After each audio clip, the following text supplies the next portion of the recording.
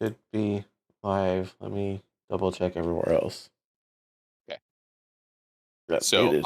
I thought you had already gone live the first time you said you were going live, and No, I was confused. That hence the previous conversation. no, I was switching over to OBS and making sure that everything was turned on before hitting that because sometimes I'll go live and the title hasn't caught up to what I've typed out, or something seems to go wrong at some point while I'm going live. And now the audience will never know what we were discussing. Yes, turn that on. Uh,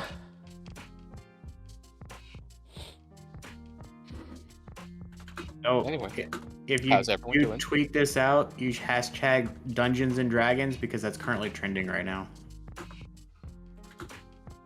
Wow, when did okay. you record that ad, Jez? That was awesome. Way to go, buddy. You did it. Is it D&D or Dungeons and Dragons? Dungeons and Dragons spelled out.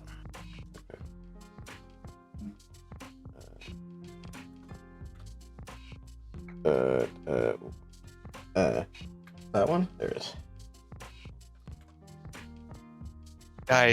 Guys, Cam just came and delivered me fish and chips. Well, kind of. British. I mean, there are in fact fried fish that are way too hot and smell delicious. And did the smashed potatoes, not mashed potatoes, but like when you squish them and fry them. Smash. Hashtag Dungeons and Dragons. Okay. Oh my god, this is so good. Cam, I don't know if you're ever gonna hear this, but I love you and I love your cooking. Oh, that's so good.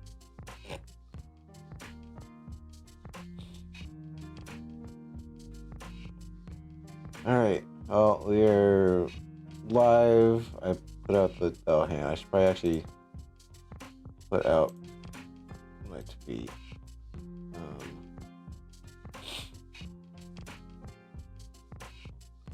While I do this, hello everyone. Welcome to our night of D&D.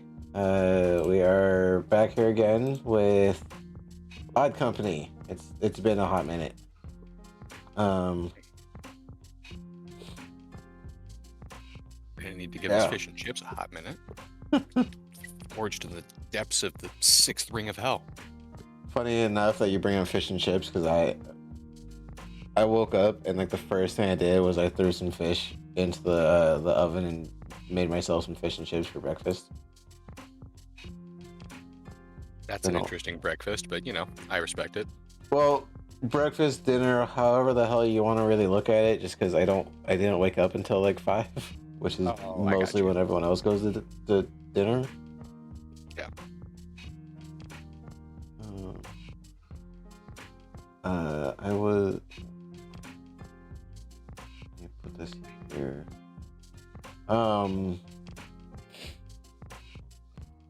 So, Chavez, I'm going to have to let you know this now just because it's probably among the things you are figuring out. I do not have a map for this. That's fine. 100% theater of the mind, baby. Okay. If you want to swap our screen over to something else, if you have something for background. You can just go over to Peddington Island. Somewhere much happier. That works. I still need to go back and actually finish that part of the map. Oh yeah, these textures have been completely updated. That's Yeah. crazy. It's crazy. It hasn't changed on our screen. Did you move players? Oh yeah, that's right. That's right. There we go. I know how to roll 20.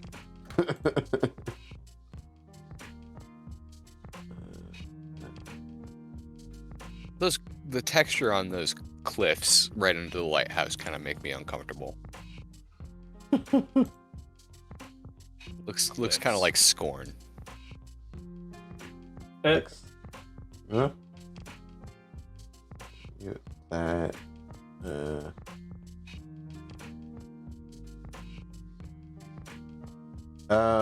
Well, while I'm getting all this still set up and tweeted and posted places, I guess let's do our introductions.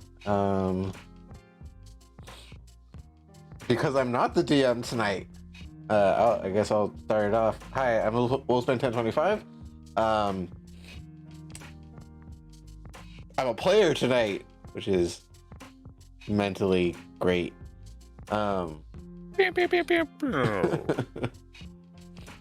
can find me honestly at this point almost everywhere because I'm making accounts for a lot of things using that Wolfsman1025. Oh, heck yeah. As long as it's not stolen, because I've been finding that problem with my actual name. People have actually used it for odd things. Don't do a lot of streaming except for on Sundays when we do D&D. The odd stream here and there whenever I'm playing like Halo or other random stuff. If you've missed any of our previous sessions for either Odd Company or for Avatar, which is the one that we've been kind of focusing on recently, you can find it over at youtube.com.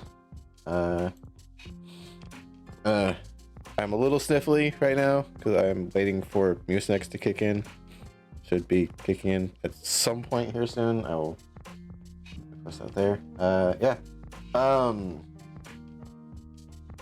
Popcorn 2, Brent.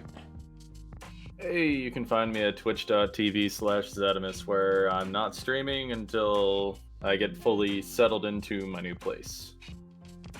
Honestly, I'm just existing until that time. But, I don't know. Might be turning the little alcove that I got in my new room into a sound booth. It was sun booth. Sound. Oh, sound. Okay. Voice acting, specifically. Okay. But it's Cool. an investment, and I know it's going to take a lot of money. Yeah. But I think I have the start to something beautiful. And are you sure you want to do that in a place we're only going to be in for maybe 6 months? What Also, do you I'm mean? back. Hi, welcome back. We can talk about it later. I mean, if you do the paneling correctly, just don't attach the dragons to the walls and just get removable panels. Yeah, that's probably what I would do. It's something I wish I did with my place, is getting boards to put on my soundproofing to instead of the wall. Yeah.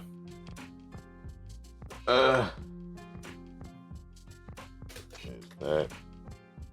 Oh, sorry. Well, Blake, since you're here. Hi, you can't find me. But you're here, I see you. Nope, don't exist. Well, Dan. You have no proof. You're basically, sorry. what you said. No streaming until we get settled, and I still haven't decided if I'm gonna or not. So who knows? Yeah, you might still see him here and there on my streams when we do some like collaborative. I just dropped my phone on my Switch dock. Great. That's exactly what I wanted. Please continue. That's it. Who's gone? Luke is up, is last. Okay, Luke then. Do the thing. Hi, I'm Luke. I am DMing tonight, and can I just take a second to talk about the chumbungus in the room? That's me. That's also my cat in Monster Hunter. Why are we chumbungus? Why not? I mean, he's got a point. Which one of you I'm talking about? I'll let you decide. Oh, right. Let me pull up. Fine. I'll change it back. Wait, what? What am I missing? Mike, look at roll. I can talk. Look at roll 20. Yeah. Oh. Never mind, Brent. He changed it back. We're just gaslighting you at this point.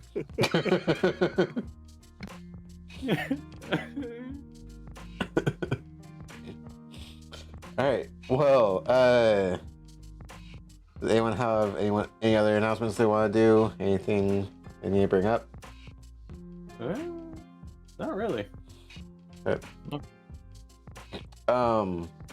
For anyone who is watching this live in the VOD or on YouTube, we don't really have maps too much for this this campaign.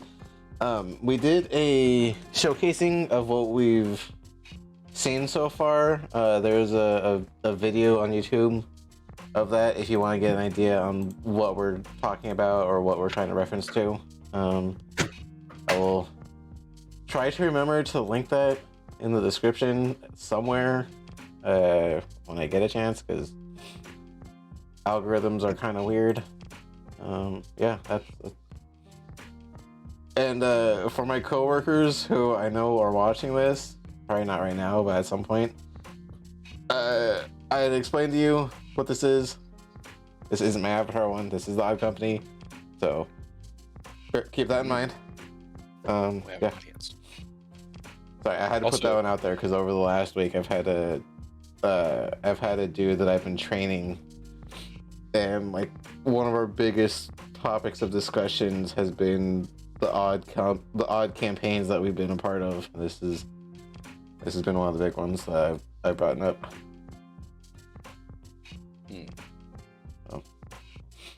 Hey, that's pretty cool. Nope. He has the same problem that I know Geared and Zenith have, where they can't really listen to a campaign because they want to be part of it. It frustrates them to the point where they don't really want to watch it because they're like, I would do this, I would do that, but I mean, yeah. So that's me.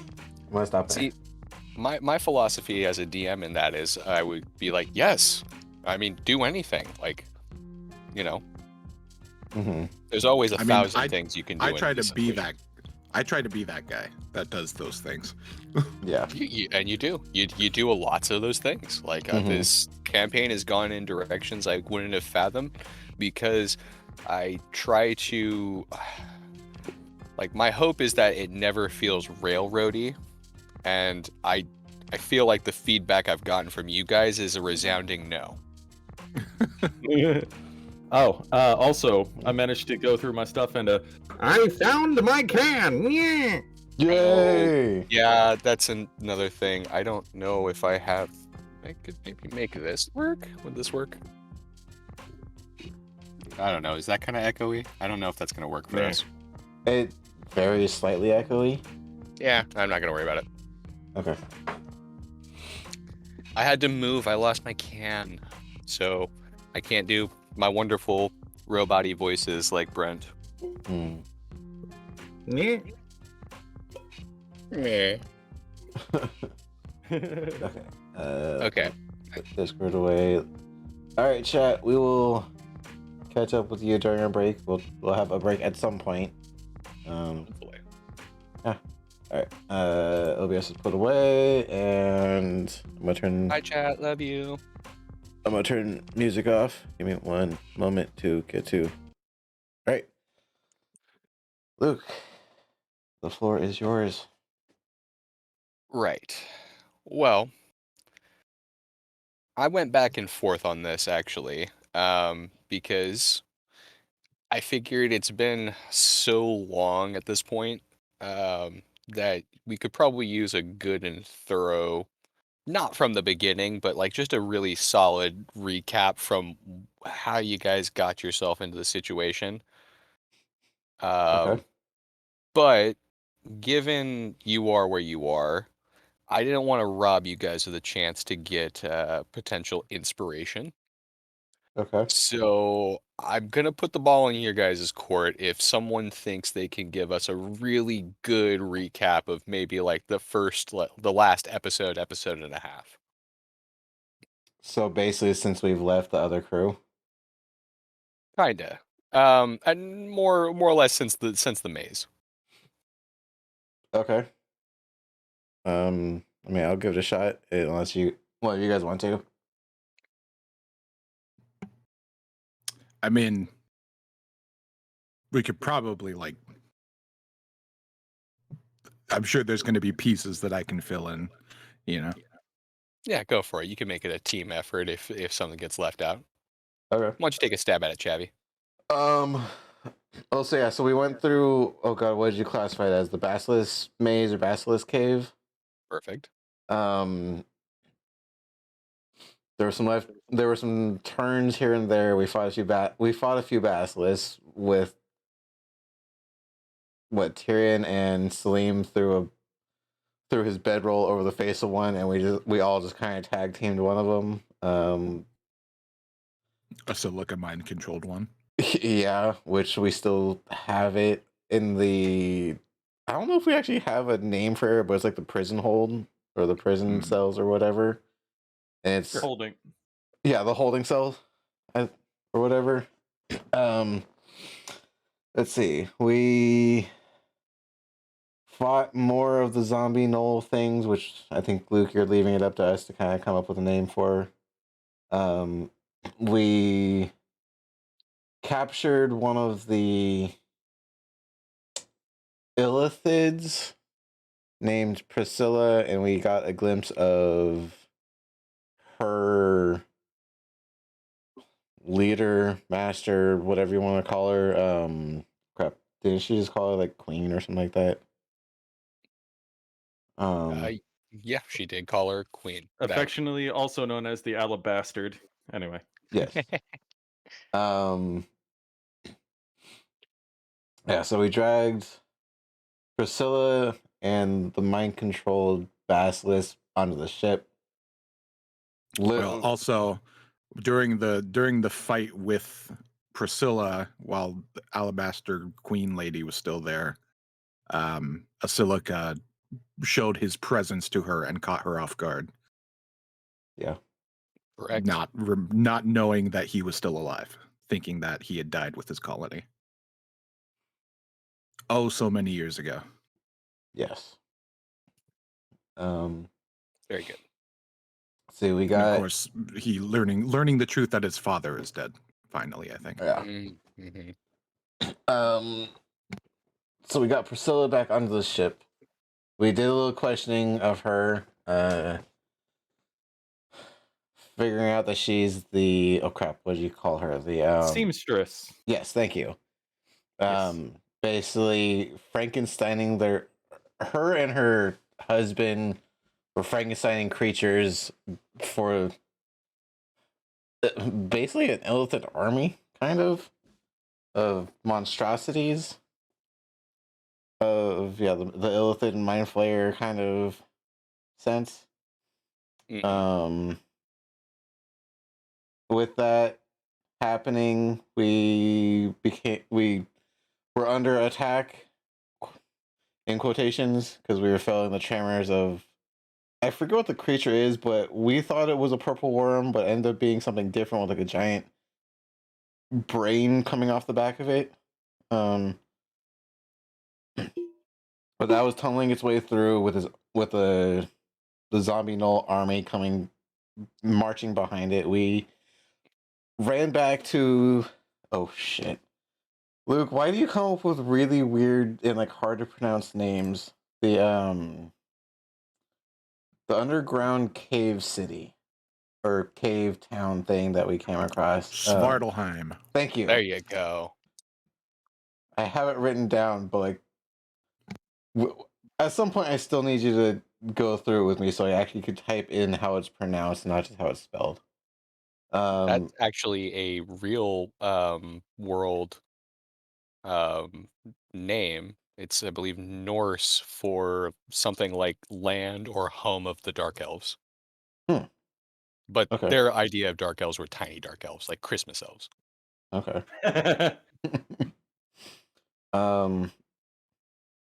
Let's see. Through Basilica's baking, we made, I think it was meat pies. a shit ton of them, with also the aid of like the ship just resupplying us with all the ingredients that we need. And I don't have the number, but we saved like a shit ton of the civilians from down there and got them onto did. So we sure did. Oh yeah. And it may Let's bite us not- in the ass, but Let's not forget that we met the wonderful Muckland. Would you guys like the numbers on that? Just because I have them here. yeah. Sure. Total or of each species? Each. Lay it on me. Okay. So you have 48 deep gnomes, 80 goblins, 240 hobgoblins. A small hiccup on that, by the way. I went back and my recording or my audio glitches on that, so it sounds like I say goblins twice. So that threw me Mm. off. 140 bugbears, 24 Duragar, and 6 drow. And a partridge in a pear tree. Merry Christmas. Um, Jesus Christ, that is a lot of bugbears. Yeah. A lot of hobgoblins. No, there's a reason I said It's bugbear. a lot and of not- mouths to feed. Yeah. It's a lot of bullshit. I mean, we do have the flumps and the farm down below, and who knows how much supply is there? Because, yeah. Let's see, where was I? All right, so we got all of them onto there. There was some little resistance from a few of them, so we didn't get everyone. As we're getting the last of them onto the ship, the creature emerged, and we basically did the Crunk from Emperor's No Groove thing of hiding against the wall and not being suspicious until it found us, kind of, and started to attack. Things happened. It attacked. We missed. It hit the ground below us, and we fell far and kept falling. Hitting the bottom, being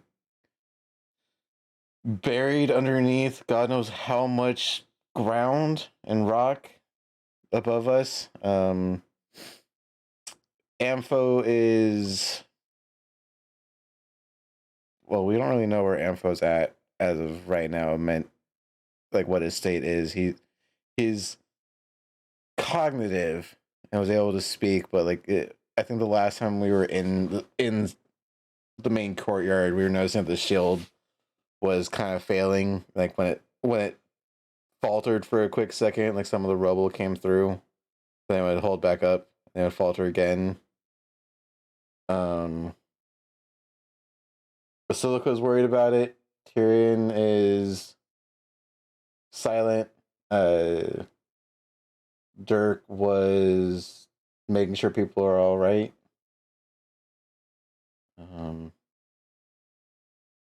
I think that's everything. Basilica also managed to break the hold of the effects of the very poorly crafted sword, Right. Mind Flayer sword that he made. I mean, everyone fucks up their first sword. And Dirk was the emotional support. But yes, you did a very good job breaking the hold on that. And I'd just like to point out too, by the way, we're just reflecting on something here. I hope you guys are noticing that, one, every time you guys choose to save people, I don't make that decision for you. I don't even think I really put that decision on the table. You go out of your way to find that decision. Every time you guys are like, no, we need to save people. And the second thing is that you don't usually save 1 or 2 people at a time.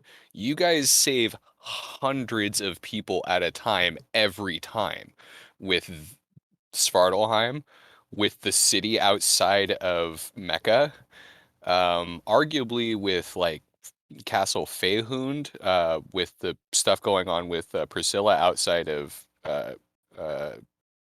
Tyrion's village. Cave. You guys, yeah.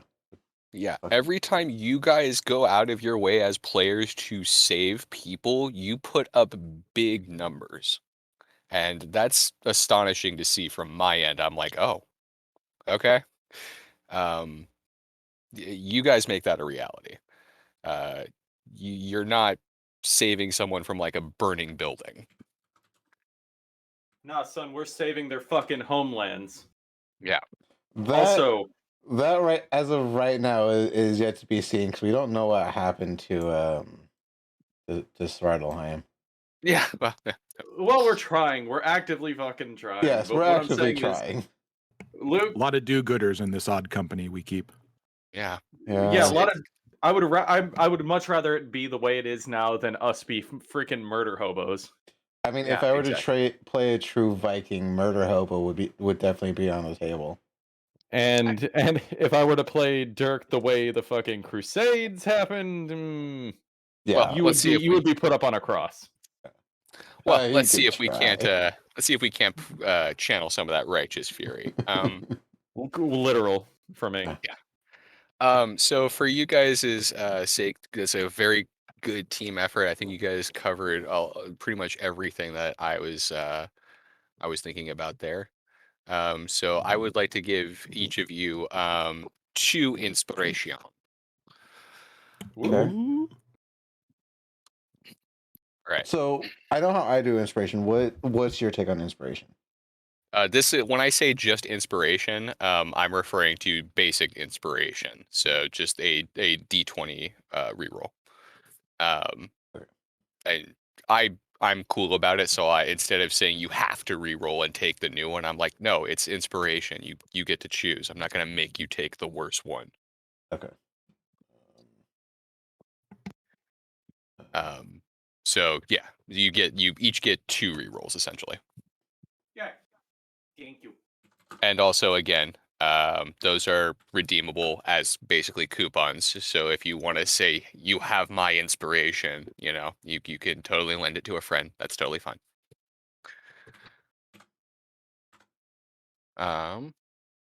But with that, deep down in the bowels below the city of Kattegat, below what remains of the town of Svartalheim, and even underneath the now practically deserted Basilisk Maze, buried in the rubble of God's nowhere, is a door. And attached to that door is a extra-dimensional space surrounded by a bubble. The space takes up no space whatsoever in our world, but in their own world, inside the bubble, it is flickering on and off periodically, crushed under thousands of tons of rubble from Mother Stone, essentially. The huddled masses that you guys have saved from the city have attended to their wounded, you amongst them, Dirk and Basilica, helping as you can, Tyrion as well. Some of them have started setting up like impromptu structures underneath the exotic trees, the ones that don't bite. Creating little structures, especially the goblins. They're very crafty with those sorts of things. They can make a home in practically anything. And some of them have started bringing their children and young underneath for structure and stuff like that. There's a slight wall surrounding the door, a sort of decorative wall leading to the main entrance of the Tremakta Biola. And some of the bugbears and hobgoblins have built structures against this, creating almost a sort of tent city built up against your nautiloid structure inside this garden.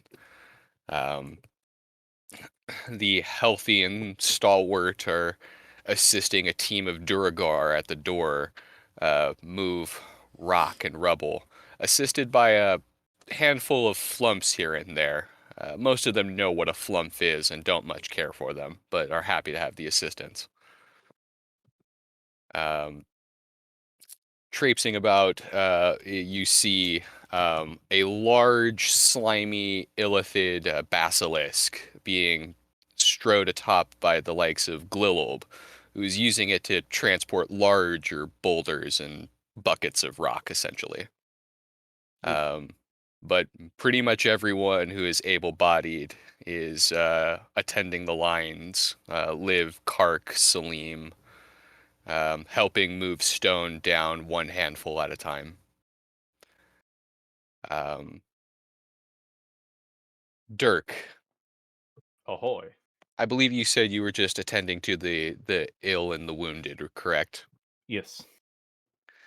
Thankfully, the casualties, let's say, have become less numerous. People have started settling, and the rock seems to be settling. People tend to know when to dodge, getting used to the flickering of the force field.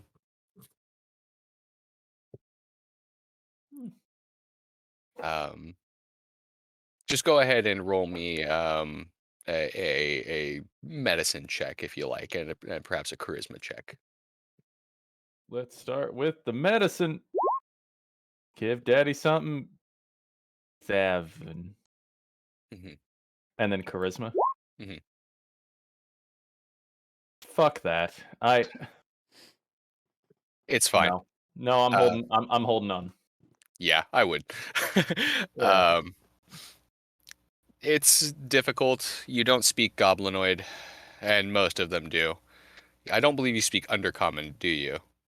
I do not believe so. Let me double check languages. Oh, for some reason my languages actually didn't update. No. He doesn't. Yeah. So it's really you're at a disadvantage here, not being able to speak a common language with most of these people and the injured.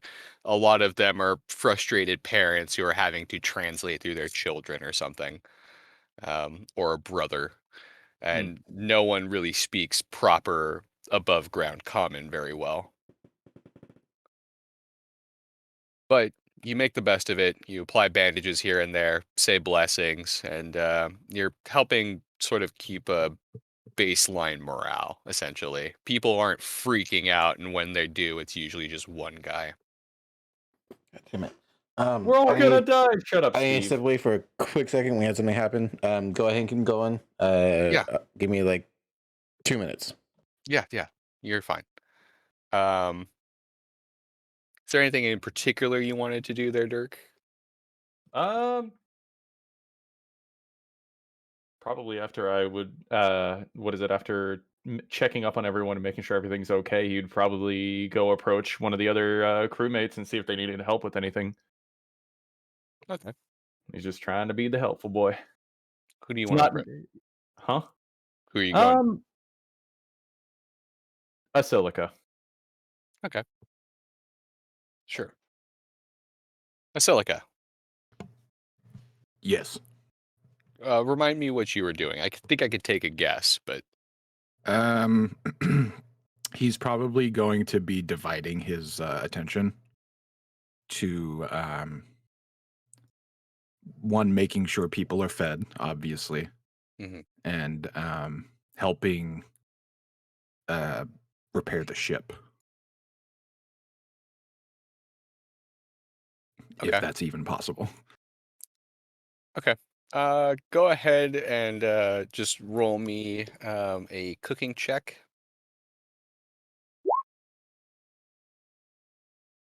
It's 19. 19. Oh, I mean, yeah. I mean, even well, you do speak Undercommon. Yes. And also you have the benefit of well, we can roll for it, I suppose, but yeah, are you're still in your elven form, correct? Yeah, he would have put it back on. Okay. Sorry, just checking. Yeah, you have a little bit better time with these guys. A lot of people are kind of astonished by essentially a high elf who knows Undercommon and is also making them free food. So a lot of them, especially the bigger ones, just shove past, get their food. You check them with a stare, and then they get back to work. And then you make sure that you attend to all of the the sick and the children. I imagine. Well, it would be them first, and then everyone else. Absolutely. Um, a lot of people don't really argue with the guy who's serving food, and you also seem to be running the show here. So really, it's hard for anyone to really stay mad at you, and it's really hard for anyone to be concerned as long as they're getting fed. Other than that, they're just kind of trapped here. Yeah. Also, they would have a Christ bot to a contest. Also, they would all be dead if it weren't for us. Yeah. To be Damn. fair, we don't really know that. I was trying to be snappy. That just got fucking dark. Whew. All right, let's bring back the light. Dirk will approach Asilica. Hang on, let me bust out the can here. Yeah. It seems to me that Oh no, you're good. Okay. it seems to me that everyone is attended to. All the more critical ones are at least stable. Is anything around here that you need my help with? Just getting everyone fed, passing out food, and yeah. I would like to go and see if there's anything I can do to help repair the ship. I'm not sure how much you would be able to help with that, but With enough instruction from Ampho, I think we should be fine. Hmm. I'm doing my best to stay calm to make sure everyone else does. Have you seen Tyrion? Did you not hear? He got back like a second ago. Oh, No. Good shit. Do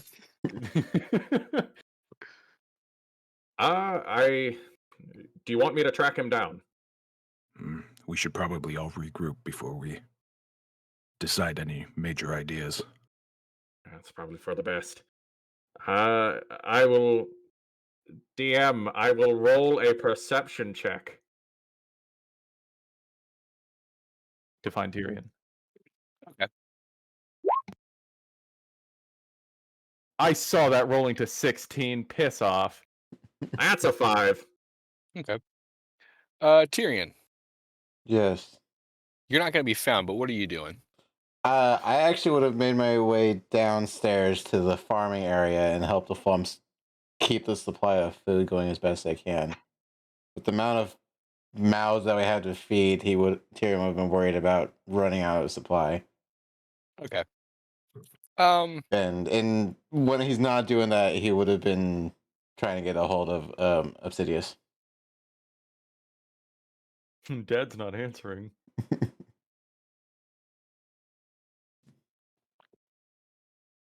Yeah. Dirk, I think it's pretty it's pretty obvious that Tyrion's not out here, even amongst like the crowds and the forests and stuff, the upturned topiary. You're pretty sure you remember him going inside around the end of the last session. That was 2 or 3 months ago. I know. I just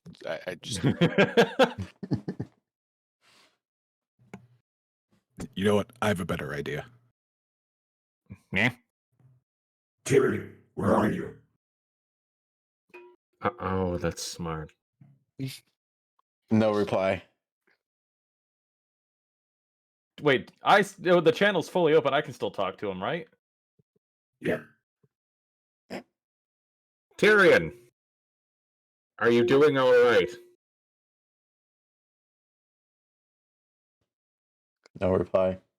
I just like to imagine you just take the can away when you're in the channel. Tyrion. Oh yeah. Is that what my Am I voice being sounds like? Am I being ignored? Is this what I sound like? Yeah.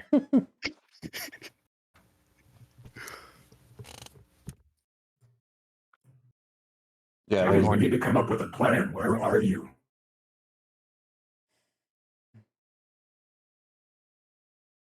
helping the flumps. Okay, we're on our way to you.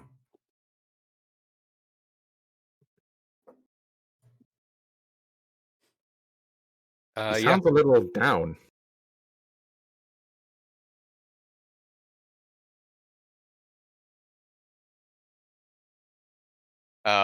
So yeah, as you guys make your way into the Tremontobula, the Illithid ship proper, you see a brain essentially screaming at a hollow screen.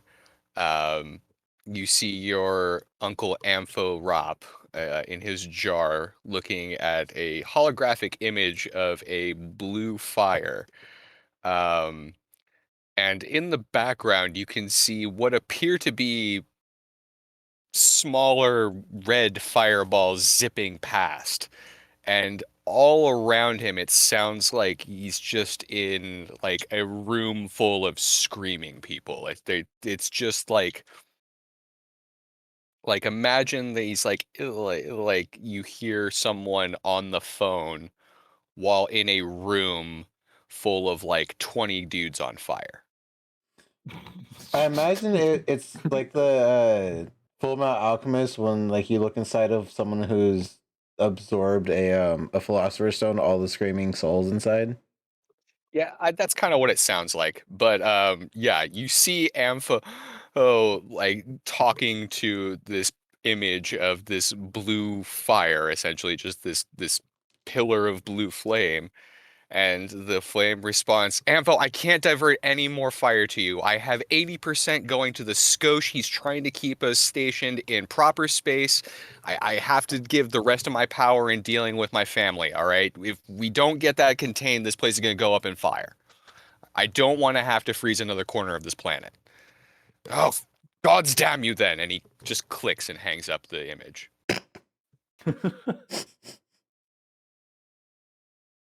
Marital dispute? We don't have enough power to stay here for much longer. What's the progress outside with the Durga? Everyone seems to be okay. Yes, I suppose that's good.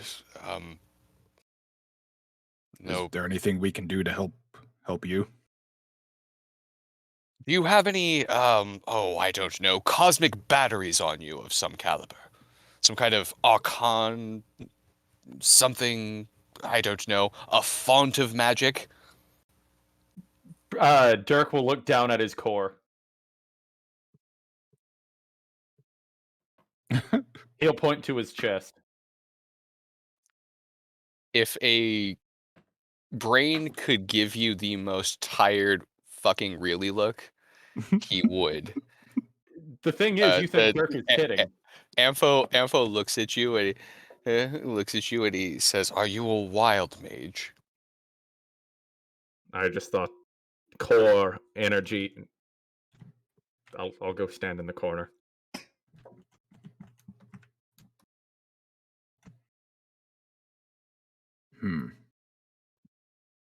Where could we get something like that?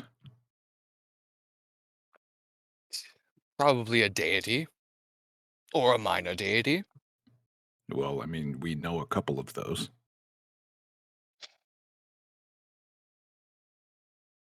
I'm checking my archives now. I'm seeing if there's anyone I can contact with, I don't know, a magic mirror, a lost scroll, something in this goddamn closet of curiosities. Well, do those doors work? I mean, yes.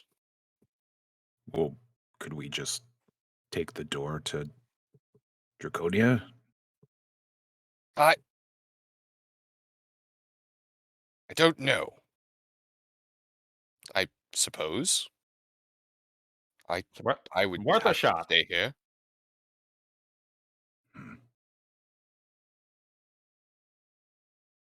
I mean, yeah. We could try that.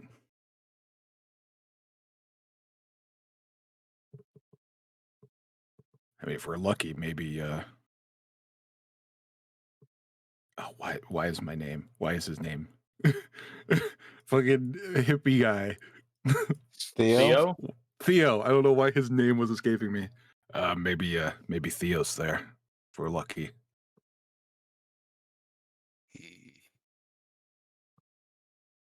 It would be worth a shot, I suppose. Silica, can you roll me a history check real quick? History. History. Theo's 16. not there. I'll give that to you. Because it's been months and months and months at this point. I think it's actually probably been over a year at this point. No, since the last session was back in like August. Not what I'm talking about. You actually remember from the last letter that you got from Daimundis that she said that they were going to bar that door from their side and not to use it except in an emergency. This kind of seems like an emergency. Agreed.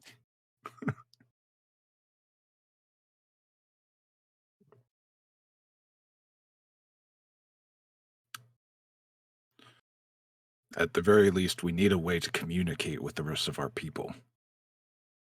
Which, for whatever reason, we decided to come down here without one.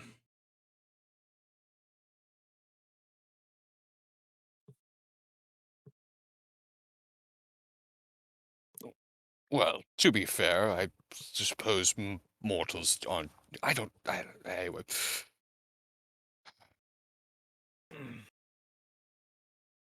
Do what you think is best. I need to analyze more systems. I need to figure out a way of getting us more goddamn power. Okay, well, I will regroup with Tyrion and we'll see if we can come up with a plan. Just let me Yes. know if you need anything from me, Uncle. Yes, of course, my boy. Thank you. I do apologize. I get it. It's fine. I was a good lad. And he continues essentially like just operating various systems. You see like different screens kind of come up to his vision.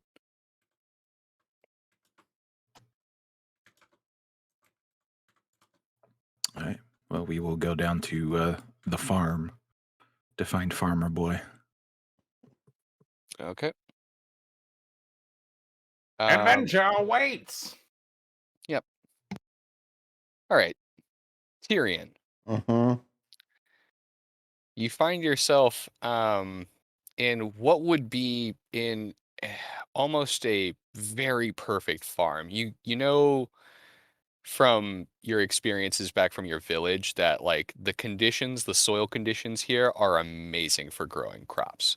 The Mm-hmm. humidity is perfect and the plants here are as healthy as they are numerous. Okay.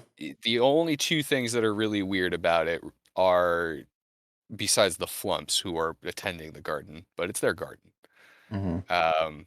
There is a ceiling above you, several meters, like I don't know, a good 500 feet maybe. Mm-hmm. And where there used to be glowing, orangish, translucent walls, multicolored walls, there are now rocks, and every once in a while, the rocks kind of press in a little bit more. Because the bubble is not above here; it is on just the sides. Mm-hmm. But other than that, you are helping the flumps who are desperately trying to pack away bushels of apples and pick wheat to be processed into flour and things. What specifically would you be doing to help them? Crap, because I remember the layout of the farm that we built. Anything I do in the trees would be what I'm focusing on. Not so much the wheat and stuff, but like the apples and if there's any like grape kind of things or pears or anything that we could do in a tree. Yeah. And I would be utilizing Outlander as much as possible.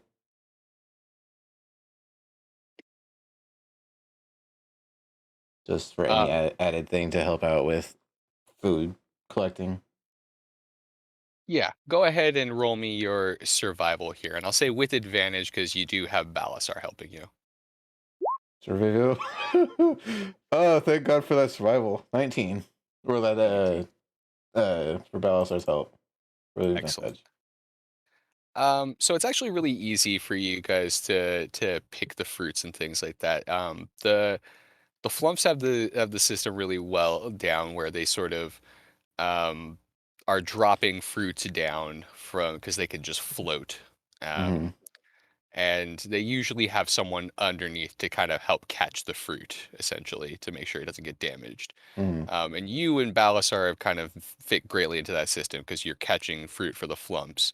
And any of the ones that you can't catch, Balasar is really good at, catching in his maw without even biting. He's real gentle when he wants to be. And so you guys collect a lot of fruit without any kind of waste, and desperately trying to help it out. A few of the hobgoblins and some of the drow have actually come down here to help attend with that as well, and they're helping the Flumps.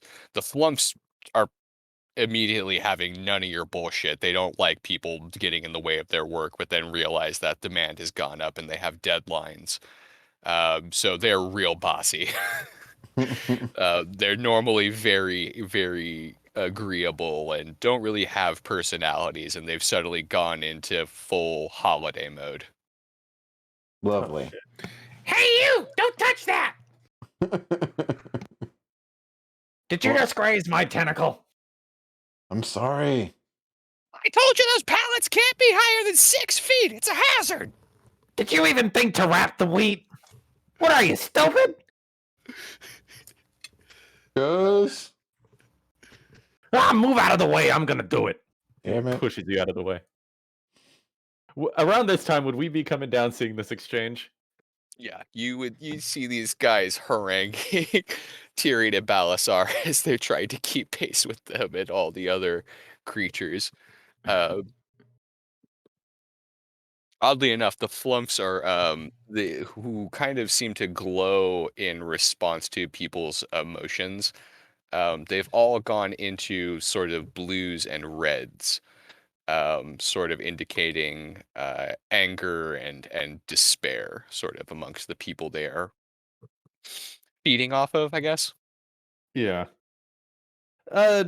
Dirk will just approach. Wow, I've never seen them so worked up. Tyrion, are you all right? I've been better. How's it going up there? Well, as far as the wounded, they're all, most of them anyway, are stable. None are in critical condition, so none of them are close to death. So, that's something. And they have food, so yeah. Are you all right, Tyrion? What's going on? I'm gonna lead them away from the Flumps, so we're not like talking while things are trying to move.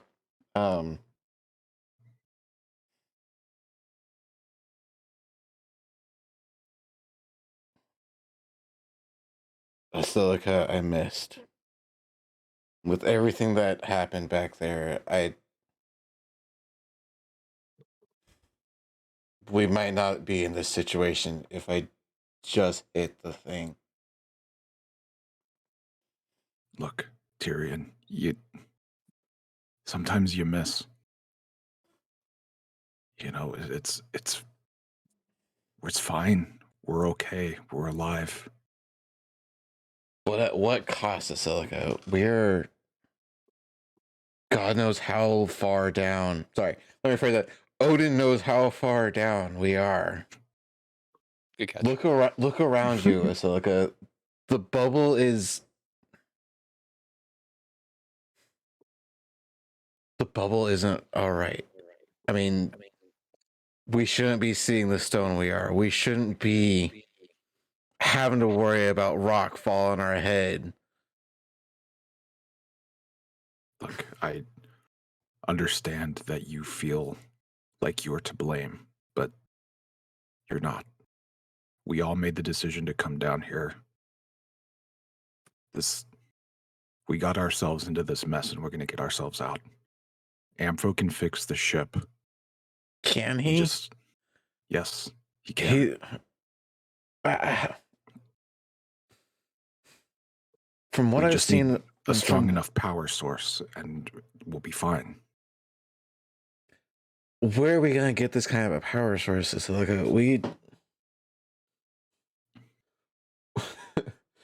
we're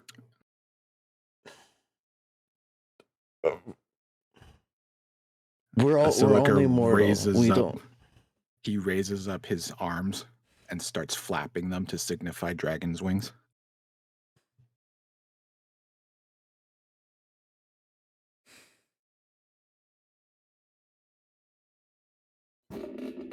Dirk just looks over. We have a door, Tyrion, that can get us to Draconia.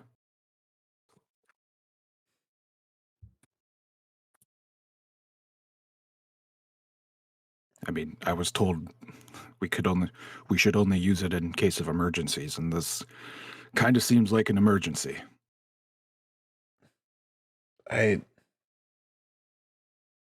We could try, but last time we saw them, they were in Mecca. I think the only one I remember not being there the whole time was Daimundis, but she can't leave that chamber, right? Well, we know someone's there at least.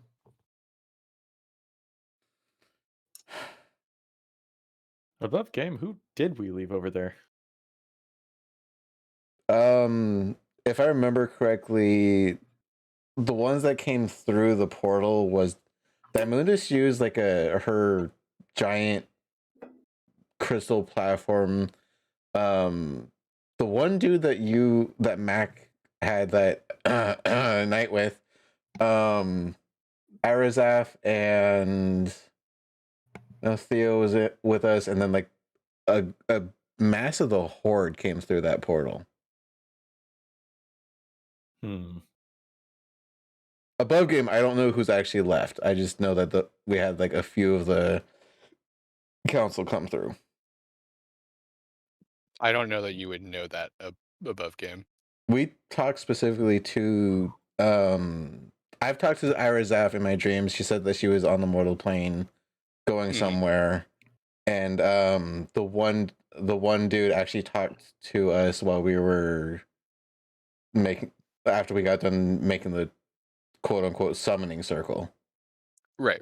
All I'm saying is that, like, yes, in the days that you guys have been underground, I don't know that you can confirm. Oh yeah, who's all there? We wouldn't know. Above game, those I can only account for like 4 of the council. Wait, Palafuego's there? Yeah, Palafuego, Theo, Fire and friend. The homiest of homies. Yeah, because he was leading the charge to help in Mecca. That's correct. Arazaf was there for diplomatic, I think, for like some of the surrounding areas, and then Theo was just with us the entire time. Gotcha. It's been a while since we've been in Mecca, but you know, that's what I could remember. Good memory. Yeah.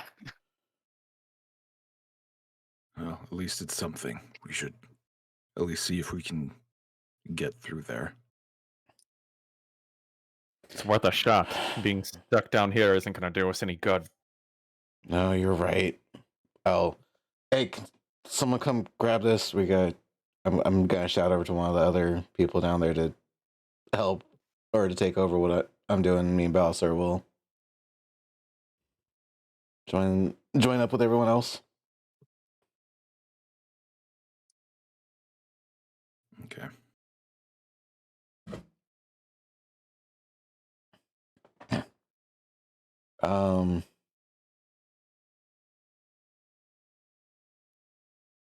I guess before we head over, Asilico will reach out to Glil real quick. Hey, Glil, how's things looking up there? Hmm? Oh, hi, Mr. Silica. Uh, sorry, Al. It's been a long day. Uh, yeah, we're doing okay up here. We've been, pushing as carefully as we can. The Duragars seem to be real concerned about, more cave-ins. It happens every once in a while, and we don't have a whole lot of material to brace everything with to build a good tunnel. But we've moved a lot of rock. Uh, no sign of the surface.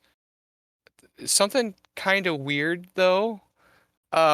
It took me a second to figure it out. I'm pretty sure the door is laying down. The door is laying down.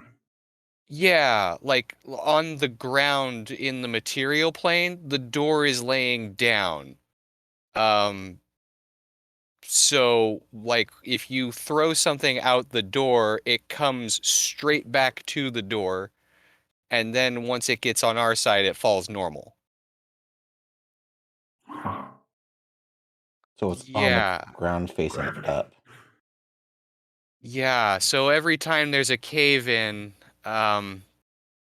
we It kind of makes have to it- start all the way over. Yeah. Well, we have somewhat of a plan.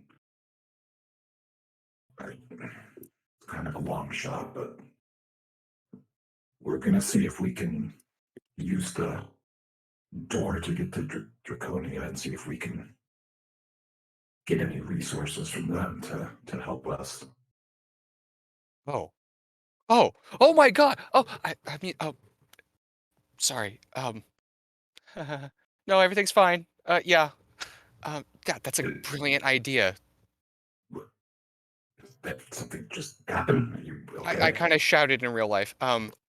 No. Yeah, no, that's an amazing idea, and if that works, we should totally do that. I would love to be anywhere else, Mr. Silica. Silica. It's all right. I'll check back with you in a little bit. Okay. Yeah. Godspeed. I to the hallway of doors. All right. Wait a minute. Dirk wasn't one of the people that walked through that door. Nope. You've seen Uh-oh. it from the other side, but yeah, you didn't walk through. Well, time to see what happens. Okay. You guys enter a hallway of doors, and it looks a lot like, I don't know, Monsters Inc. A lot of a lot of different doors that don't seem like they match any particular building, all mounted onto a very highly technologically advanced wall surface, evenly spaced out and with futuristic light fixtures all about them. Some of them chained and padlocked, some of them straight up boarded up. Some of them don't seem to have any way to open them and seem to be smooth surfaces. And then you get to the old familiar uh, rusted door that leads to Draconia. Is it still super oxidized? It is. Tyrion will go up to it and give it a push. Okay. You go to push the door, it does not open. Hmm.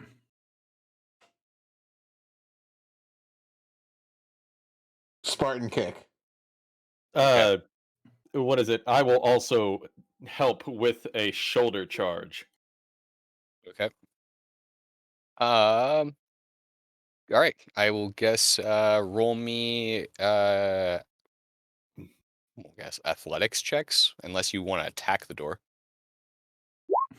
I got a +5. Don't screw me. Come on. 9. 9.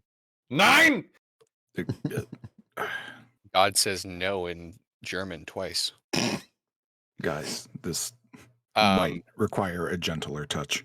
as you guys both ram into the door at about the like you guys exchange a look and nod at each other, and then you both ram into the door.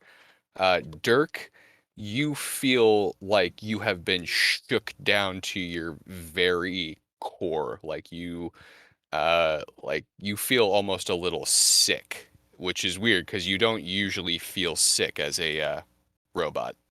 It's like that anime thing where someone feels intense pain and you actually see the shockwave of pain go throughout their body. Kind of like they bristle, just. Yeah. Tyrion, as you go to kick this door, like you said, for some reason, you feel a slight burning sensation on your shoulder in the shape of a black handprint. Oof. And a silica, as you look at this door, you see I guess the other two would probably see, but you're a little distracted with your own bodily feelings. You see the skull of the head sort of motif of a white dragon appear on the door for just half a second as it slowly fades away. He will step up to the door and he'll put his hand on it. He goes, guys, the brute force isn't always the solution. And then he'll kind of close his eyes and he'll think about Daimundus. He'll kind of take his mind back to that night that they shared together, hoping that he can reach out to her through the door. Interesting. And then he'll just, Lady Daimundus, can you hear me?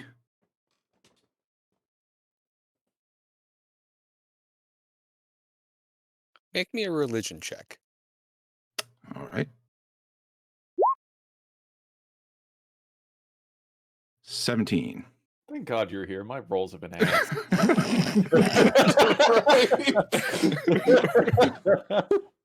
Oh, I saw the nat 1. I was just like, oh, fuck.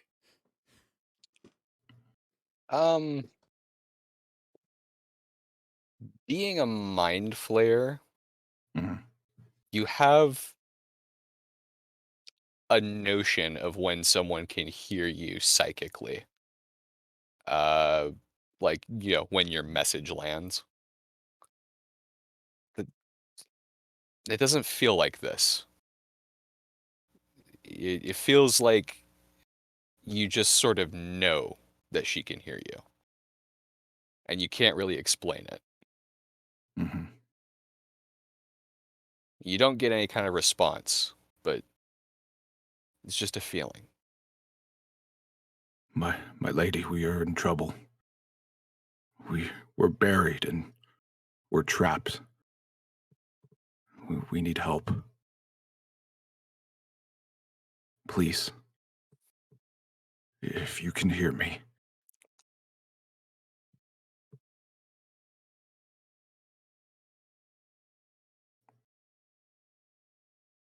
Roll Yep, me another. just up. Roll Another me religion.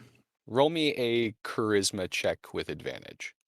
Charisma with advantage.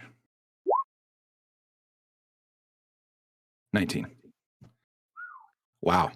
Fuck. Okay.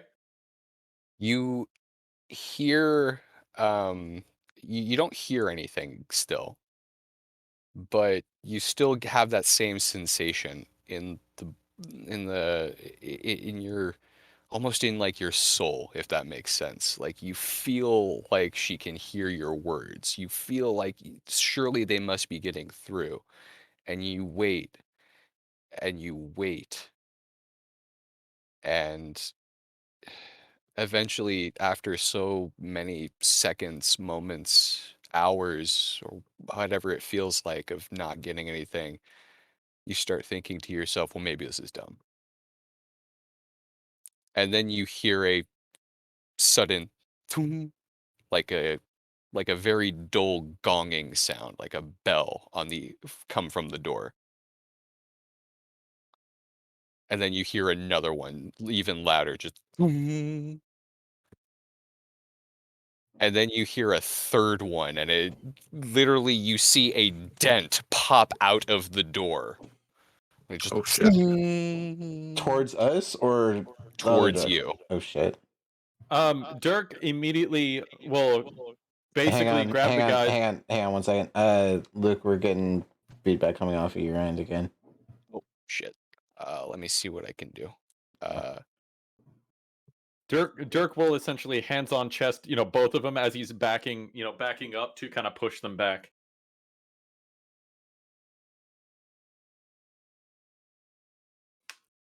Tyrion's just gonna take a couple steps back and ready his axe.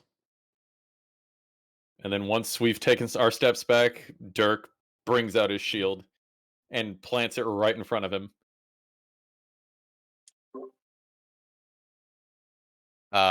So okay, you do you hear anything? Hearing no. anything? Are you seeing this? Other than the bell or the gonging noise. I think she heard me. Silica, roll me a perception check. Actually, all three of you. Yay, I can be helpful. Please give me something good. 19. You fuck! Son of a bitch! Amazing. That's exactly right. Jesus. As Dirk and Tyrion stare at what they know to be a legendary door amongst the gods, getting battered by something. Asilica, as you sit there in the silence, you're not able to hear anything. You look at the door, and you look down, and at the base of the door, you see just the smallest amount of water coming from it. Water. Yeah. Yeah. That doesn't look good. Are we all seeing this? Yeah, Well, after you point point it out. Yeah. Get behind my shield. I have a great okay. shield and I have it planted. Okay, Yep. Luke, question. And you can have me roll a medicine or something like that if one. Does it look like water is spilling out, or does it look like it's pulling up like blood would when it's pouring or when it's coming out of the body? So what you're saying is, does it look like there's a wall of water on the other side, or is it just trickling? No, I'm asking if it Oh. looks like someone's pouring water through this onto this door or something like that, or does it look like a body has been bashed against this and it's just stopping at a certain point, like blood would? Yeah, it's kind of like, I think if I understand you correctly, it's kind of like pooling at the bottom, like it's coming through, almost as Okay. if, I don't know, an amount of water had gotten spilled right next to the door. Okay. So it doesn't look like pulling blood then, just pulling water. Okay. Does it appear to be coming out with force? No. Oh. Dirk's still kind of uneasy, so he's still got his shield planted and he's still behind it, ready to brace just in case.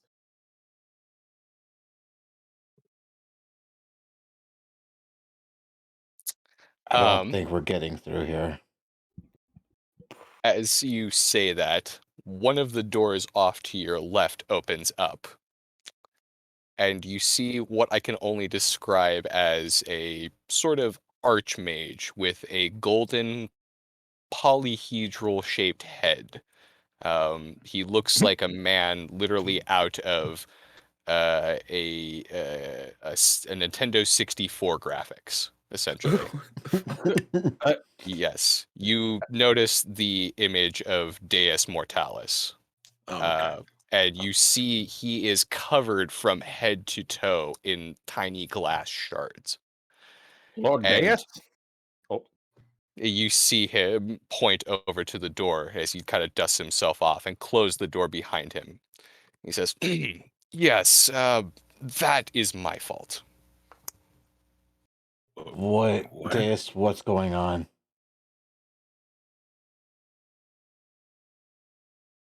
It is very complicated. But essentially, I can only afford the lot of you so much divine intervention. And I already have the dragons helping with other things. Sorry. What do you mean, sorry? We're fighting this war for you. No, I know. God, this is awkward. Oh my me.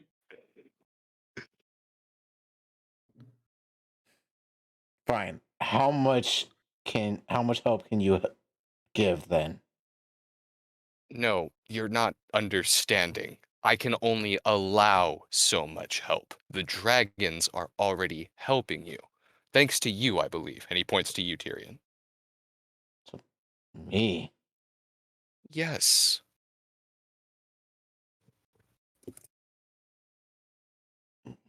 You've Open already... the door, Deus.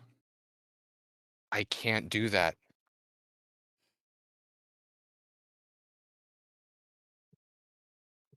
Fine. Then can you help get us out of this hole? We've No, got I can't hundreds of- help you get out of the hole. You got yourself into the hole. I know this doesn't make a lot of sense to you, but free will is very, very, very important in my line of work. Tyrion turns and walks away. Well, Oh my seems God. to me that if we die, you're fucked. What's it gonna be, Deus? You gonna fucking help us, or you just gonna let us rot down here? You see Deus turn away from you. All right, fine. I'll give you this. Michael, Brent, Chavez. You know what? Geared, you get in on this too. Could you please all roll me persuasion with advantage?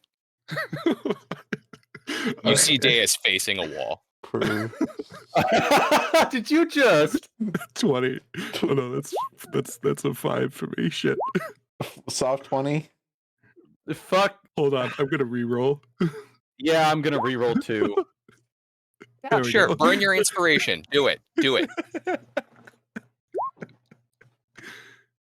21.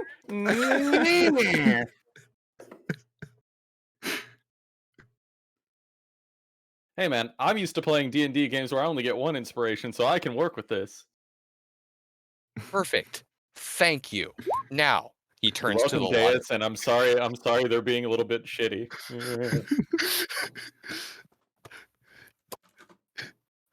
He turns to the lot of you. Sorry, I was consulting some Oh, colleagues.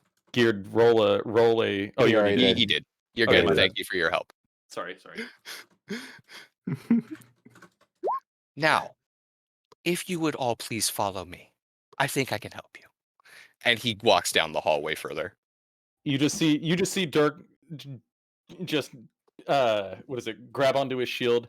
He moves right, left with force and just uproots it from the earth. I was half expecting a wall of water. Then he just puts it back onto his back and just starts walking. It's not, you hear him calling from the distance. It's not water, you idiots. She's crying. Nyeh. Before he leaves, Asilica will, hearing that, he'll turn back towards the door and just kind of put his hand where he saw the symbol. And he won't say anything, but he'll kind of like try to convey an emotion mentally to her if she can still hear him.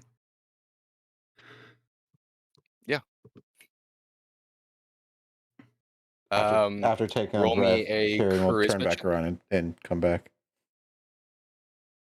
Charisma. Fuck. 4. Deus calls back. I'm sorry, did you not hear me say inspiration? You feel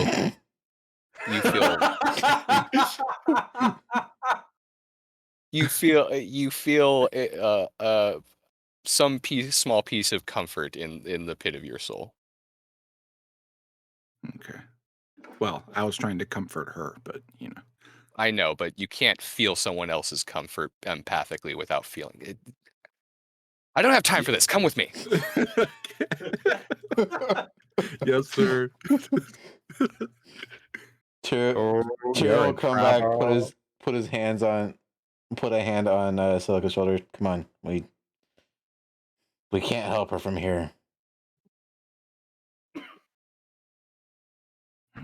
Okay. So you follow him further down the hallway, and you eventually come to what I can only imagine. I can only describe as a wooden door, possibly belonging to a naval vessel, if that makes any kind of sense style-wise. Completely covered in like barnacles and like odds and ends of coral and such. It doesn't look This is like a one door that to would the match our Theseus. ship, was it? No, you see again. You see Deus turn to a random wall. What? No. You keep the Theseus is self-fixing. It doesn't. You've never seen the Theseus with barnacles, guys. Come on. I've never seen the bottom of the ship. Yeah, I haven't either. It wasn't talking to you. He turns back to a Silica and Tyrion. Oh, Above Gabe, I'm sorry. I'm not salty. I'm having fun.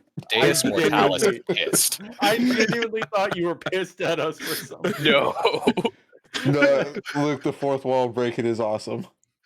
I'm glad. I'm glad. He reached out into the real world and was like, "Hey, fuckers, roll some shit." I'm getting real sick of your shit. Slaps all three of us. Just, fuck. We're just sitting here like, who's Michael? What? Ow, why is my face hurt? This- Smack. Ow, what the hell? You are in a hallway of doors, and all of you have figured out the doors go to other places. There's more than just the one door that goes to the pretty dragon girl, if you can imagine that. Listen, Can we've anyone only been get- on this ship for so long, okay? Can anyone guess where this door goes? I'm sorry, but I haven't wiped in a long time. History check on the door. History check on the door. I'm gonna let them do a history check on the door. 26. damn it! With a 9 on the other side. Shit, you I for wasn't being here, expecting that. He asked the question. I'm going to give him the fucking answer. What is this made of, and where does that tree originate? You actually know that this is a ship that is well known for going down in search of the lost city of Atlantis. You know for a fact that this ship sank in a storm because it's well documented in history that they could see it sink from the coast. It was a complete failure. You recognize the motif on it. So you know for a fact that this door leads to the bottom of the ocean. It leads to the bottom of the ocean. Oh, wait, hang on. Oh, I know that well. Just PTSD flashback when he was doing all of his praying and had all the sea creatures around him. Okay. Now I'm gonna try and see if I can get you guys to think a little bit outside of the box on this one. Okay. What happens if I open this door? Water comes in. And we Right. would be crushed. Right. So what happens? He rips the door off of the wall and throws it on the ground. If I open the door now, A normal door wouldn't go anywhere. But since it's not a normal door, Wait, he just rips the door off and throws it on the ground? yes, he rips the door off of the wall. Like again, there's no other comparison because they did it so well. He rips it off like Monsters Inc. and throws it on the ground, frame and all. There's no door to cross over with. Hang on, is it facing up or down? It would open upward. Open upwards, so whatever would come through would be flying upwards then. Okay. The direction doesn't matter, Chavez. He says to the door. He says to the wall again. Listen, above game. opens- Okay, listen. The gravity Dennis, is in I'm this getting room. tired of You your open- shit. Okay, I'm trying to figure this out as much as Tyrion is. Okay. He opens the door. The gravity's in this room. It can't cross the door. Nothing else matters. You But just see a If wall the of physics water. of the door. You know what? No, fine. Fuck it. I'm sorry, I'm being salty, but I'm having a lot of fun. No, you're good. I hope you are too. Um, You'll get yours. I know you guys are gonna make me regret this. Not where I was expecting the night to go. Okay, looking through, if the door's open, looking through it, how is it lit up? Is it completely dark? Does it look like there's any structure on the other side of it? Pitch black. You can like from the light of the room, you can see a little bit of a ship's deck. Does dark vision not help at all with that one then? It goes out to your normal 60 feet, I believe, 120, whatever it is. 120 for mine. Yeah, your dark vision shoots out, but yeah, it just looks like I'd say thin air, but it's water. Okay, so it's a sunken ship basically that we're. Yeah, you see the odd fish. Okay. There's a couple crabs on deck. That is in fact an odd fish. So he removed the door, and we're just seeing where the door leads to. Yeah, But it's the door itself that causes us to be able to pass through it. correct. There's no hole in the wall.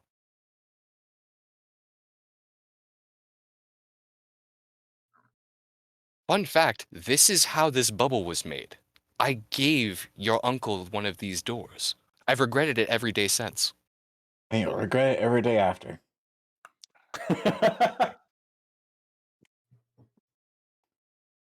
I just love how snarky Deus is being above game. I feel like I have to say that now so it doesn't fucking get added into the game. So can we remove the door up top so that no more rocks fall in? Well, you're in a very unique situation. The rocks are already falling in. But you have a door that leads to the open ocean. If no, physics for that wouldn't work either. Never mind. No, please go ahead and teach me about physics, Tyrion. I'm not saying this as Tyrion. Oh, sorry. My idea was, if we were to take this, if there's no significance to this door, and this is just the door that he's showing us how gravity works. If we found a door that is essentially like open air, or just like an area that's we don't see anything living, or we doesn't look like there's any consequence to it, taking that door and placing it door frame to door frame and opening them up, let all the rocks from outside of the bubble fall through the other door and clear a path out. Deus points at the wall. You got it, you got it, Chavez. And just for that, you guys can have your inspiration back. That includes you, Geared. I haven't used one, so that's good to know. I did. Then have another one. Oh, sweet. Okay. Another one. All right. But this is why I said physics won't work, because if they're opening up in the same direction, they still have to pass through it, and if gravity works the way it does, oh, actually no, hang on. We'd have to put the doors like right up against each other, like directly against each other, so like gravity only affects so much of the falling rock. Now, is there any significance to this door? Like, or is it one that can be used freely in that sense? I think you basically have the gist of it. If you put the door down, or if you go ahead and do yourself a portal and just put one of the doors on the ground in front of the door to the Tremactobula, the rocks will just tumble in. Yeah, no, I'm asking for this door specifically, the one with water. Does it look like this one is like one that we can use freely without there being consequence? I mean, I gave it to you for that reason. I don't really care about the bottom of the ocean in this part of the world, but if you'd rather, I think there's one further down. I'm just asking a question, you If you'd rather, there's one further down that goes to the elemental plane of fire. You can drop it in some lava, but you got to make sure the salamanders don't come through. You know what, Deus? I'm getting really tired of your shit. I'm just asking a question. I don't know what the hell lives on the other side of these doors, okay? I'll tone it down. You're right. You're bringing up valid points. I'll stop talking to the wall. Sorry, guys. I'm here now. Luke, you shit. All right. Tyrion, just take this door and let's go up top. First off, does it look like a door that we could like easily pick up and transfer, or does it look like we need like you know what, extra strength for it? Dirk offers to carry it if need be. It's lighter than your shield. Okay. Well, Dirk will. I mean, I was gonna pick it up. I just wanted to make sure that it wasn't gonna be. I wanted to make sure it wasn't one that's gonna be like overly heavy for what it looks like, because our door looks like a door from the outside, but it's got a fucking pocket dimension on the inside.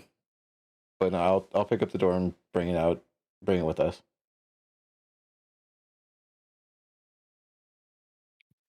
Dang.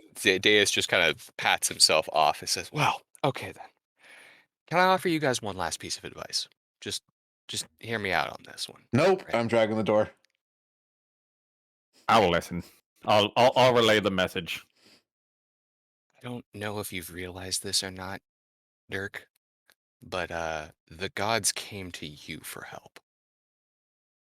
Now, praying is good because some of you really need to do that, and in this case, it really helped. But it would really make my job a lot simpler if you would stop asking for divine intervention. We.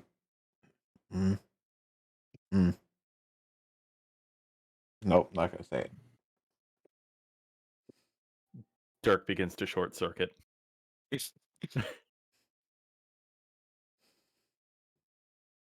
Tyrion, do you Well, need then- help with that door? Maybe do a better job to figure out why your world is falling apart, and don't send mortals to do your job for you. Oh, I love that I gave you free will. If Basilica was tapping into his comms, the only thing coming out to his head would be so many profanities and insults right now. I am so sorry about this guy. By the way, guys, this is actually how Deus would react to this. I don't know if you realize what just happened on the other side of that door. No, I don't know look, if you put it this together. this is awesome. Okay. I've got the biggest, dumbest smile on my face because I can't stop laughing at this. This is awesome. I'm glad. I just like how he got pissed off at us and broke the fourth wall just to yell at us. You guys are doing great, and I wanted to give you something amazing for doing so well because you did all the things right, and I needed to actually go to Deus for help.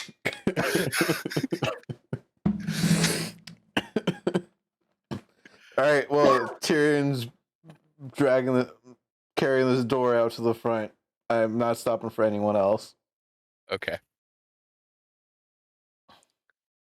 You take the door out the front. What are you doing with it? So gravity works the way that it does. So I open up the door to the water area because it's not supposed to be able to spill out because it's like held in place, basically. Yeah, the water's fine for some reason. Okay, so I open the door to that one, and I get it as close to the front door to the Trimoxibula as possible, but enough space to where I can still get my hand through to push the other door open. Yep. Sorry, is The it a push? door. Is it a push or a pull? I forget. The door is open already because the Duragar have been tunneling a hole to try and get unblocked. Oh, okay. If there's people in there, I'm gonna shout out, "Everyone, get back inside! We have an idea."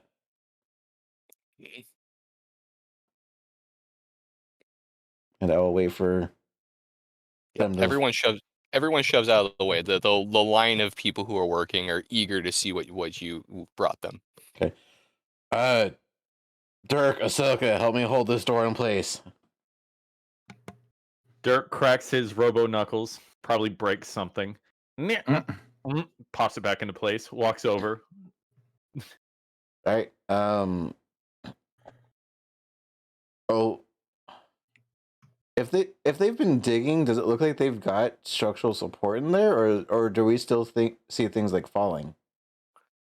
It looks like it's very like goblin braced, if that makes sense. Like they have the odd timber here and there to hold up a boulder, but it's real ramshackle.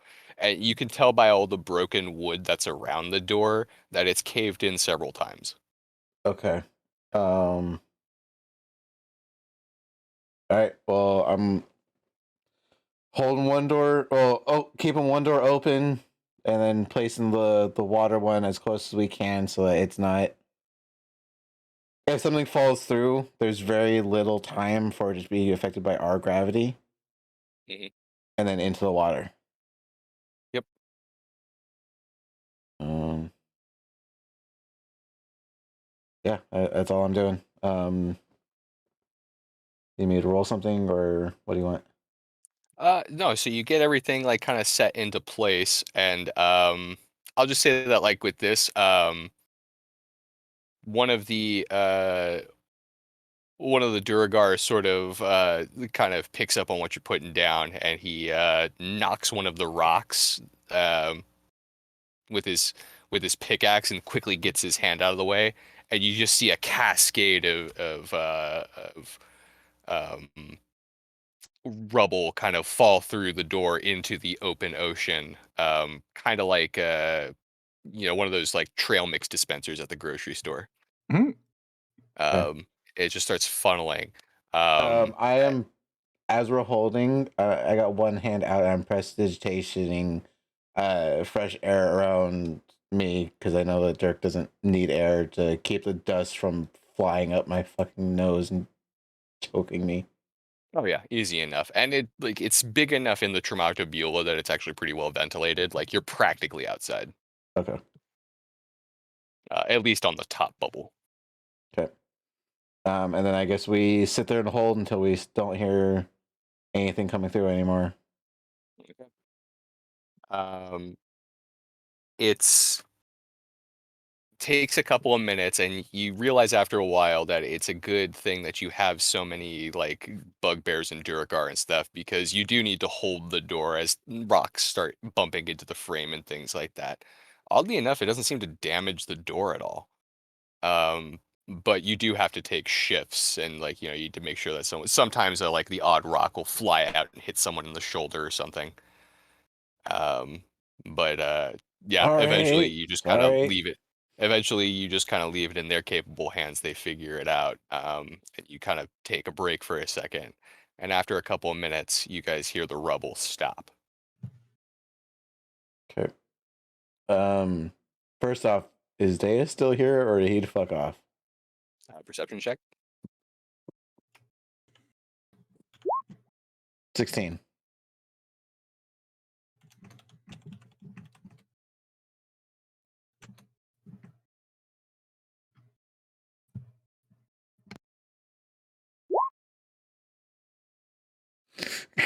God damn it.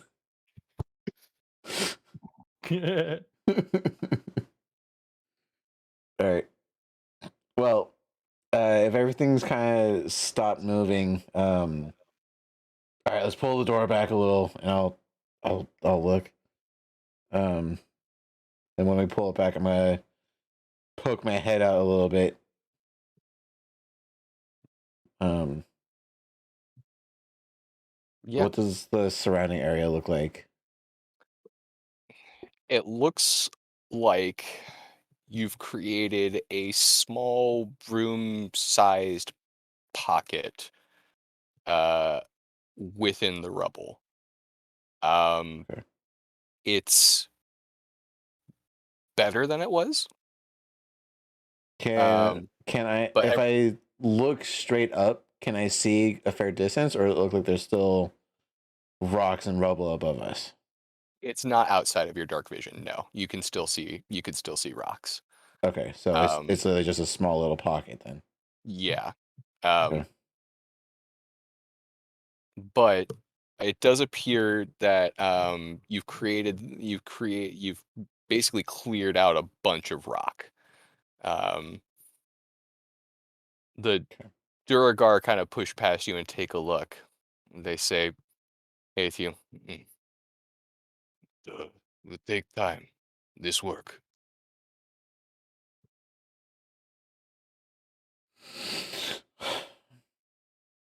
Okay. It's a start.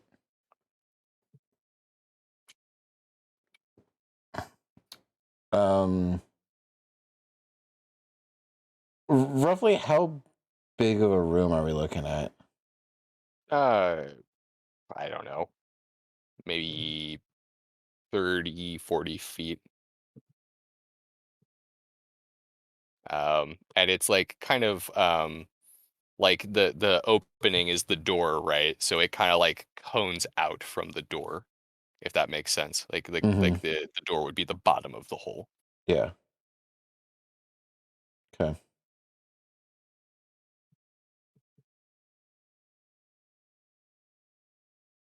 Um. God damn it. Tyrion's gonna step through and try and prop the door up, like standing up and not facing downwards.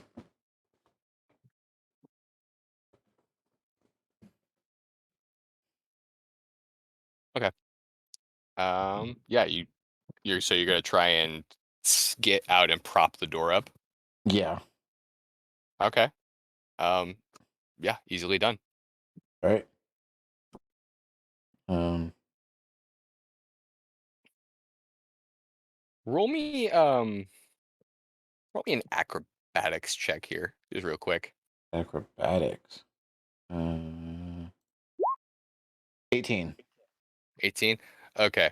You realize really readily that this place is basically holding itself up under its own weight, so you're real careful not to touch anything that feels too loose and only step on like bigger rocks. Mm-hmm. And it's really disorienting, essentially feeling gravity shift 90 degrees. But yeah, you step out into the space you've created with the gravity trick. All right.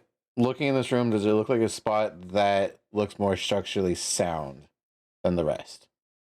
No, it's literally you are in like a bowl of popcorn and you just happen to have created a bubble. Okay. So I wanna try something.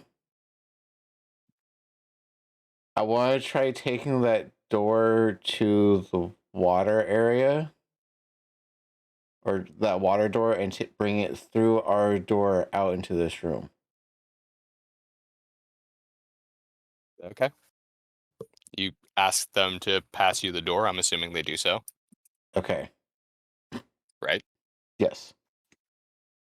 Oh crap! What is this based off of? One second. I gotta look at what.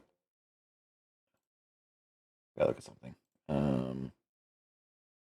Range. There you are. All right. So I'm basically gonna do the same thing that we just did. Um.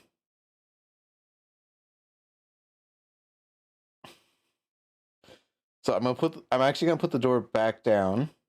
Our door. It's the one to the proximity. Put it back down and take the water door and kind of put like rocks underneath the corners of it enough to where I can kind of slip underneath it into our door.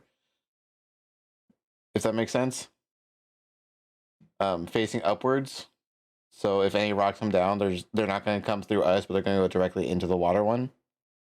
Okay, I got you. And then I'm gonna. Oh, okay, okay. I'm gonna peer around through our door, around that door, and I'm gonna cast magic missile into this area and try and cause as much rubble to fall as possible into this other door. So I have you're a better essentially idea. using the water door as an umbrella. Yes. Okay, I can cast Thunder Wave instead. there you go. Okay. Ooh, actually, hang So- on. What is your bell pepper? Your loaded bell pepper? That's fire stuff. Oh, it's firebolt. Never mind. Never mind. Yeah, he'll reach under that hole that he made, and he'll. All right, here we go. And he'll just cast Thunder Wave in a 15-foot cone outside the door. Okay. I don't think you really need to roll anything for this. No, I think Thunder It Wave just is kind of a happens. yeah. Thunder Waves, I think, is a save. Yeah, Mhm. and the rock definitely can't save.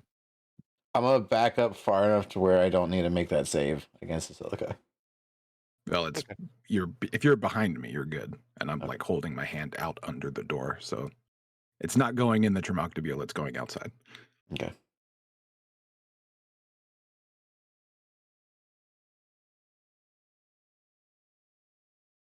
All right. Yep. You set off the thunder wave and you hear the rubble falling. You hear the splashing sound of it falling and the weird, loud, thunderous knocking sound of boulders hitting into each other underwater above you. As soon as Uh, Basilica casts that, I'm pulling him away from the door and I'm slamming ours shut Yep. to stop anything else from coming through. And you hear it, and you feel you feel like the rumbling of all this movement, this earth movement around you and stuff. But as you walk in, I need all of you to make me perception checks. Aye, Captain. 8. 23. 8. What the Well, fuck? Okay, hang on. I'm gonna reload roll It's not- 20 Okay, because I don't think I've rolled above a fucking 10 except for like twice. Once for me? I'm not gonna. I like what it's doing for me. as you The David. The devil. Fuck. I was gonna say the devil is in your rolls. The David's David. somewhere in your rolls. as you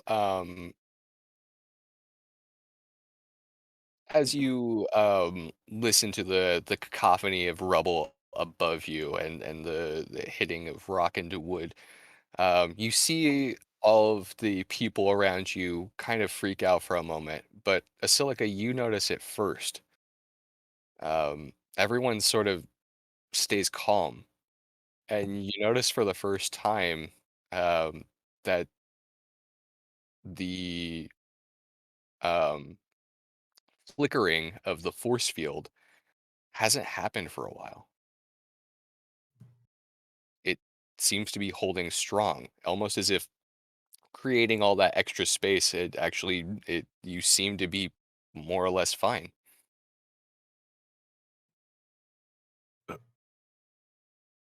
Ampho, is the ship okay? I'm not reading any more heavy energy usage. What did you do? Give us a second to check. Dimensional bullshit. I open the door and whatever rubble's kind of got me between the doors, I let it just fall to the ground and I make my way out into the cave that we've somehow expanded. You open the door and it's still raining boulders and it's scary, but Well, I'm it's not all going. falling. I'm not going all the way out. I'm just going enough to kind of peek around. Yeah, Yeah. yeah. Dirk snidely adds, We had divine intervention. Divine intervention, my ass. The fucking. if so Dirk said that with just the most sarcastic. If he had eyes, his eyes would be fucking spinning as they're rolling back. That's how much he's dripping with sarcasm. Dirk, you look like you almost gave yourself whiplash with that. Divine intervention. You mean riddles and the long way around to prove a fucking point. Yes. Give him a second. He might we might hear from him again. No, cool, sweet, it's quiet. Yeah, it was that asshole. Yeah, that sounds like him. Yeah, he's awful. Well, I'm not sure what you did to him, but it seems to have worked. Yeah. Oh, I might shut up now. We're going to take some time to recharge the batteries and let everything even out, and hopefully Sethuga can get his relatives under control before we all burst into flame. Hmm. That is not preferable. Luke, question. Looking again, peering through. Does it look like there's still boulders like further up ahead of us, or like we cleared out most the cave in? You have no idea how much rubble has fallen on top of you, and it just seems to keep coming down through the door. So we might want to give this some time.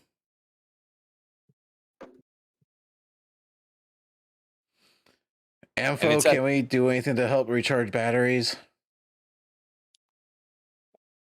It's at that moment that the lot of you start to feel not literal exhaustion, but you do feel incredibly tired. Um, you don't know at all how many hours you've been pushing, how many days you've been pushing. You've lost all sense of time in this weird space. Um, but you hear Ampho say, "I don't know that I can take any more from you without killing you after last time, but I think if we give Sathuga some time to recharge our energies, and I have a few other sources I've dug up, I think there's a unicorn horn down there somewhere." There's a what? I'm gonna go for the unicorn horn. Do not touch my unicorn horn. Fine. Just comically holding him back as Dirk just Let like me the at it. full Let me melt- at it. full Let melt. me- No. I'll get you one for Christmas. There's a Christmas. Tyrion's like, you mean Yule, right? Yeah. What is this Christmas you speak of? Sorry. Okay, back to. Damn, actually me. So is it bedtime?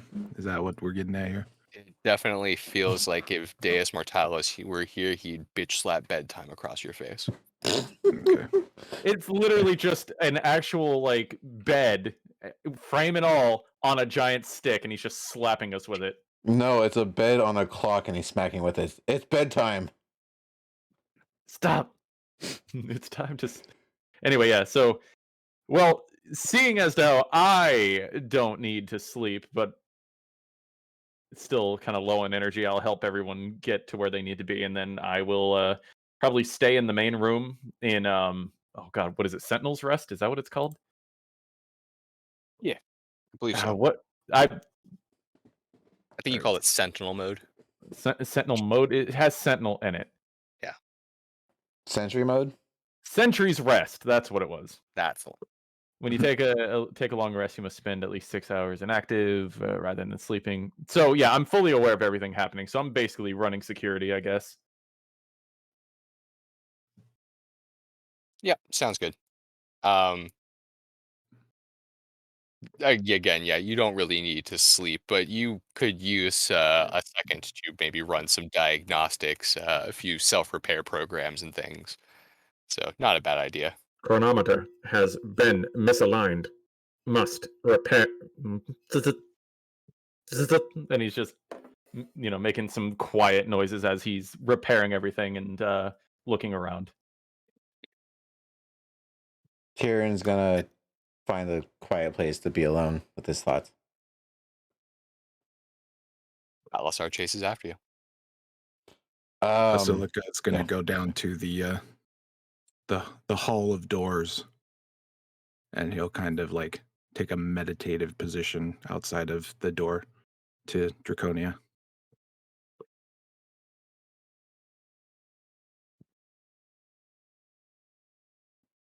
And that's where he will retire. Okay.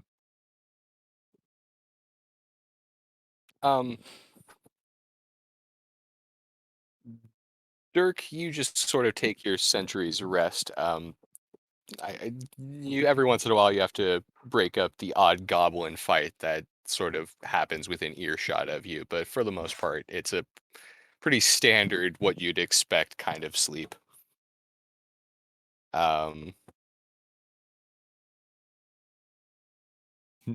Hey! Points to eyes, points to them, points back to eyes. You can understand that in every language. And then he goes back into Sentry's Rest.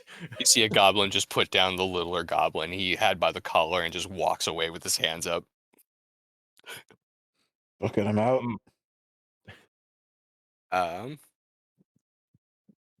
Silica. Yeah. As you feel yourself getting more and more physically tired than you've ever felt before, you take your meditative stance as you find your way back to the still dented door to Draconia.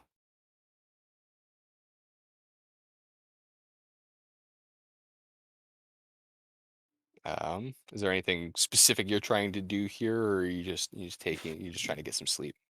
I mean, he's gonna sleep there, but he's sleeping there because he's trying to at least give her some comfort, knowing that even though he can't come over, he's still at the door trying to be there for her. I mean, it was probably her using her dragon form to slam against it, and when she got stopped, she started to cry. Yep. I'm assuming that, Luke, you can, I don't know, stay silent on it if you want. I mean, that is an assumption one can make, especially after the things that Deus said. Just Deus from the distance. Do I have to fucking spell it out for you? Yes, we're not that thing that I had in my head.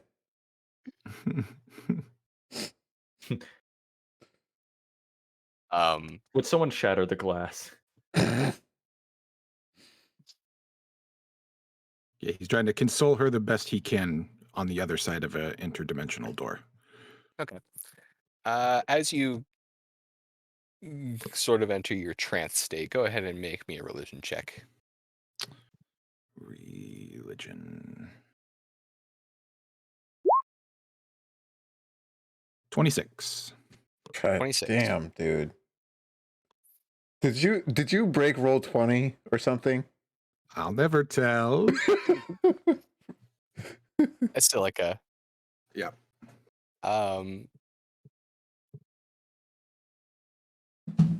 You have a very odd dream. Oh. You find yourself in a boat out on the open seas. And you see kind of off towards the sunset, like the setting sun, which doesn't really make sense if you think about it, but don't think about it. It's a dream. Yeah. You see the pillar that you know to be the portal to Draconia when you first sailed there all the time ago. And you're just in like a little rowboat. It actually looks like almost like a chibi version of like the Theseus. Mhm. But you're just kind of sitting there. And as you um, sit there, you see a mask in your right hand. Um, it is a mask of an elven face that you know to be the face of Alistair Silicasius. Mhm. You see in your left hand the broken mind sword that you created. And you see on the blade of the sword, you see a giant octopus eye open up with all its weird little loby irises. Um, and you hear in a somewhat familiar voice, you see it say, "Oh, poor wayward child. I tried to give you power. I tried to show you the way. I chose you for a reason, brought you back from the outer world into this material plane. And you threw it away." And in your dream, you panic and you try and throw the sword out into the ocean. And as you throw it, you see the form of a giant octopus humanoid with dragon-like wings and a very cruel countenance staring down at you as it rises from the ocean. "I tried to give you powers, my child. Why would you scorn me this way?" And you know this to be the god Cthulhu.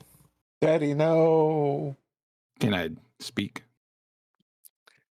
As you try to open your mouth to speak, your tentacles on your face go to choke your own self, and you can't make a sound.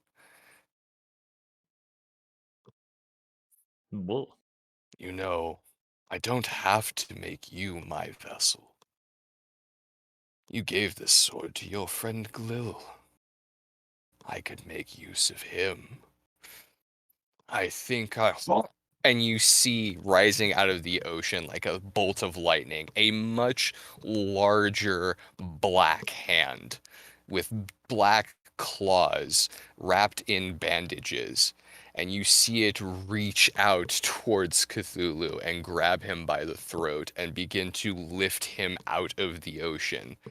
As you see the form of what appears to be just a man in tattered black clothes and wrapped from head to toe in black bandages with red runes. Deus would like a word. You've been suspected of overstepping your bounds. And you see this man look down at you with black obsidian eyes. He says, "A silica, was it?" He nods.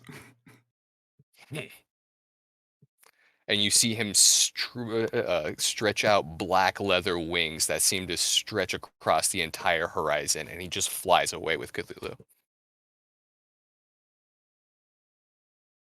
Thank you.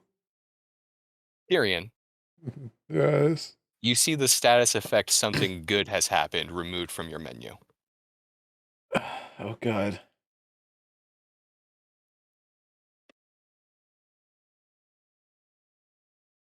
Tyrion, you begin to sail back towards, or excuse me, Asilica.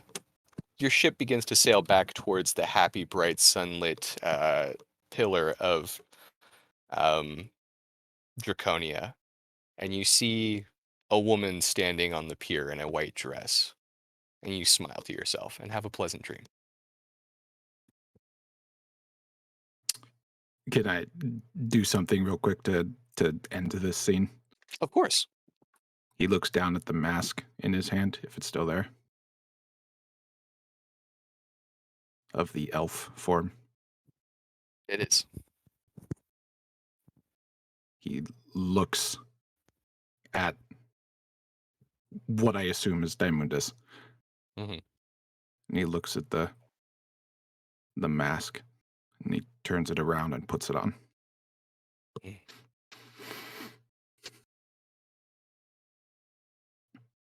And yeah, there you go.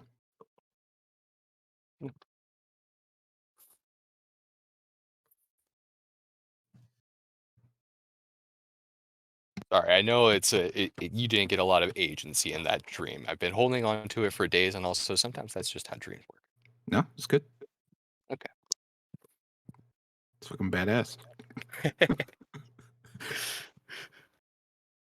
So does that mean that the good thing has happened and that's why it's crossed off? That's what it sounds like, yes. Okay. Cool.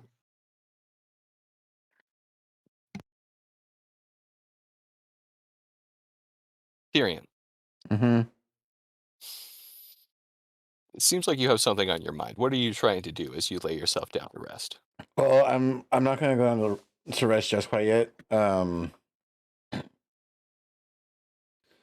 So first off, I'm gonna get into a meditative positioning. You know, like when they sit on like their knees and just sit there, close their eyes, and do that. But to set it all up, I'm gonna take the wolf pelt off of my shoulders and place it on the ground in front of me and kind of like lay it out so it's looks like a mat. Mhm. I'm gonna take the crystal quiver that I have tucked amongst my wings. I'm gonna place it on top of it,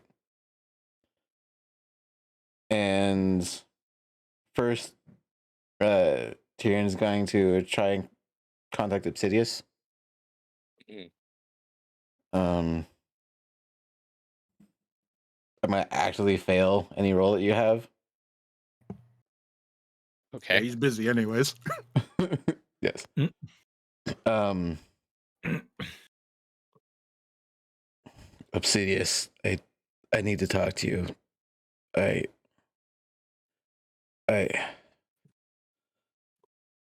He looks. Tyrion looks down at his hands and begins to cry. What? What am I supposed to do? What the hell are we here for now? He open.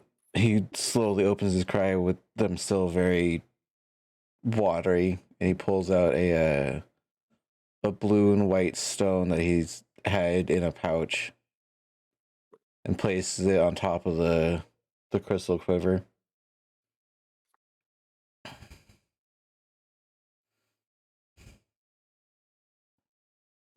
I'm a Viking.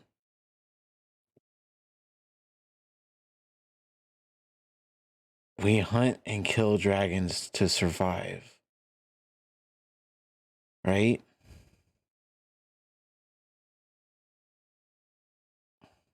Why am I helping them? Places his hand over Arazaf's scale.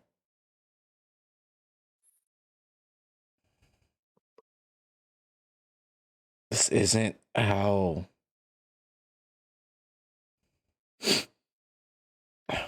This isn't what I was taught.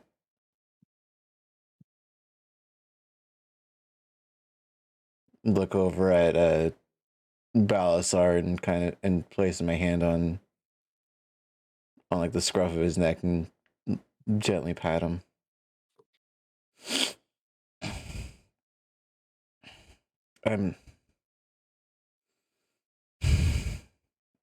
We're supposed to be strong and hold our ground against anything that we face. But he looks back down at the quiver. Like his eyes bounce between the quiver and the stone. And then he looks at his hands. Aren't I of the dragons? Am I not descendant from the things that we kill?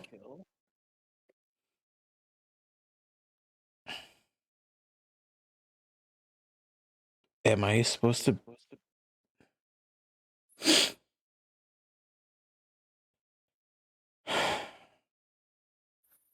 He looks at his Oh, I'm getting feedback on someone.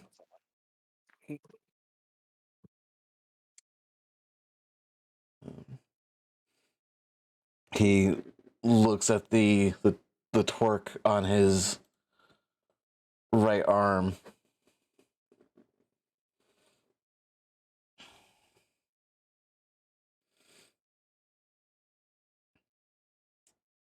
And looks at it for a good solid 3 minutes without saying anything.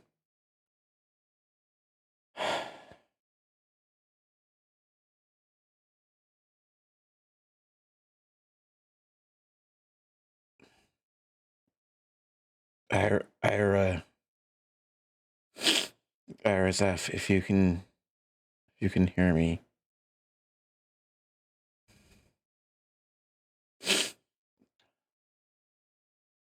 Stares upwards towards the ceiling.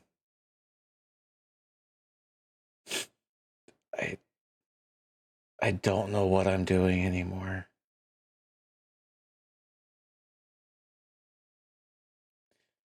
And he takes the torque off his arm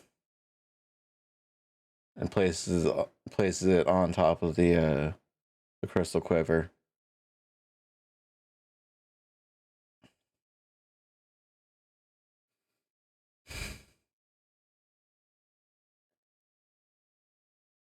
And without saying anything else to himself or to Balasar or whoever can hear, goes down to rest.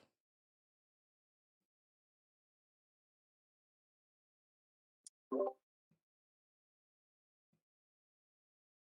right. And as you go and allow sleep to take you, go ahead and roll me that religion check. I'm actively failing religion checks. But you told me to roll. Yes. 5.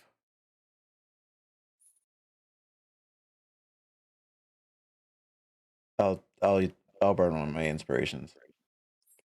That's fine. Okay. Now, just because you say you're actively failing here, are Mhm. you, as Tyrion, seeking out divine aid in any way, or are you just as Chavez choosing to fail your religions checks? As Like, what's- Chavez, I'm as myself as Chavez, I'm choosing to fail him. All right. Um.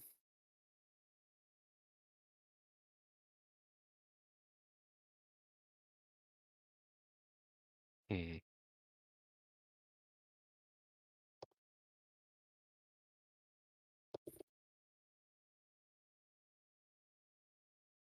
As you go to lay your head down,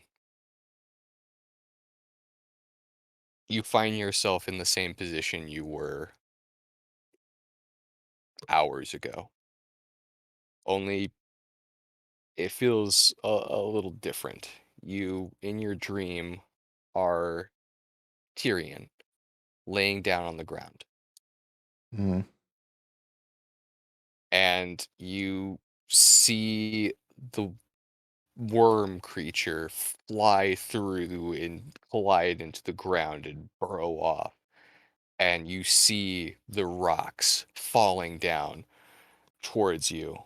Only this time you're able to sort of cover your face and sort of guard yourself.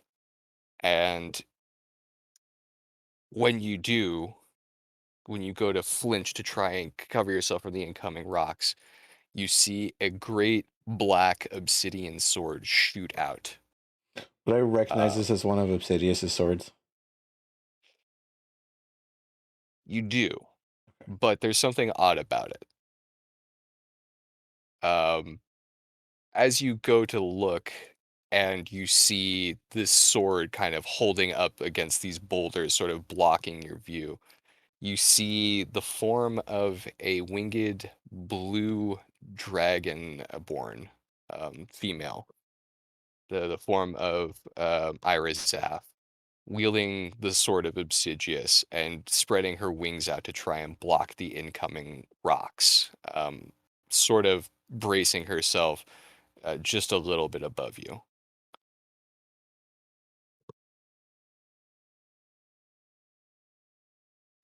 And you see her struggling to kind of carry all this uh, rubble and stuff, but it creates just a little bit of enough of a gap that you don't, get crushed. It gives you just enough space to sort of lay down. Um,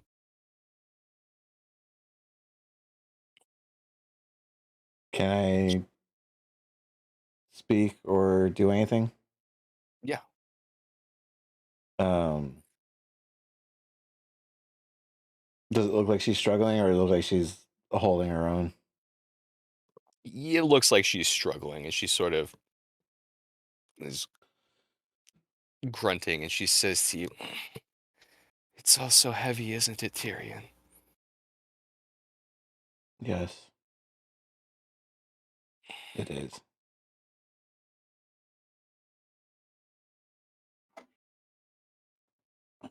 What can we do to help? Shh. It's all right. Right now, you just need to rest. You've done so much, my knight.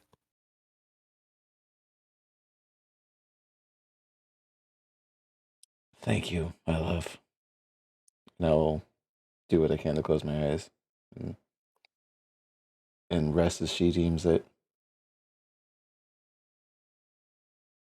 And she continues to carry all the rocks as you lay down and sink into a second dream because it's Inception. No, I'm kidding. Um, I don't spin the top and lock it away. Sorry. yeah, and you all get a good night's rest.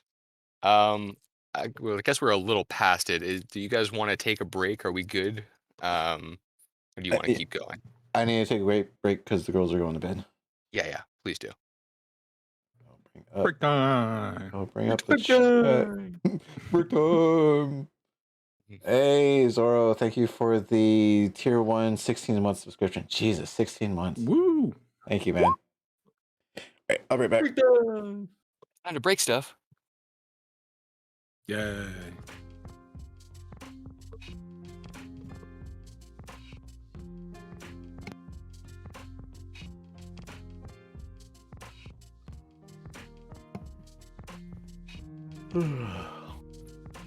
It's a really good job, guys.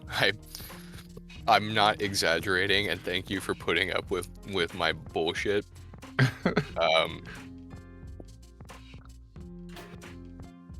There are things happening in the world around you. Yeah. And you guys are, I think, picking up on some of them. Oh. Yeah.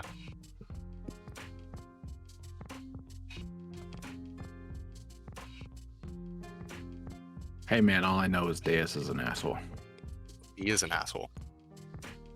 I've said it before and I'll say it again. This is all basically Deus's fault. Yeah. Yeah, and Asilica knows that. Why he doesn't like him. Yeah. And like most of like the gods that you've talked to, most of like the other entities like Ampho and stuff, they share very similar sentiments about Deus, but they all listen to him for some reason. Well, when one man holds all the cards.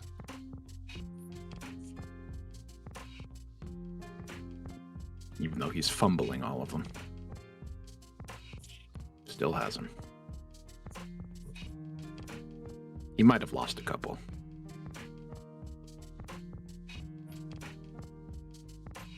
Deus just breaks into your house. What the fuck did you just say about me? You fucking heard me. Look, I don't run. Oh, I'm gonna go quickly make me some chow mein. I'll be right back. Okay. Or cook me some. You're not fucking hashtag not my god. Get the fuck out. The geared golem is in the house. I just pictured Hey. Deus on the beach, takes a selfie, and what is it? Puts up the hashtag GodBod. Oh my god. No, he bursts through my door, goes, "What the fuck did you just say?" A small door appears on his chest, and it gets kicked open, and Radical Steve is like, "The fuck did you just say?" Another door shows up on his chest as I'm poking my head through, and Steve immediately shuts the door on his chest. What's Now, happening? Yeah, because now listen. Deus is like, now Steve, we had an arrangement, we have rules, we have a deal. And Steve is just like, I've altered the deal, pray I don't alter it further.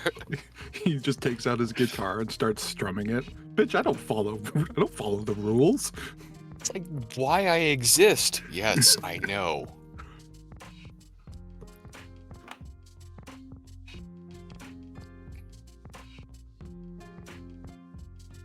I was gonna come in with a question for everybody Do it. while Wolf was away, and I don't know why. What made me think about it was probably Blake's avatar. But I was gonna ask, what's your favorite topping on a baked potato?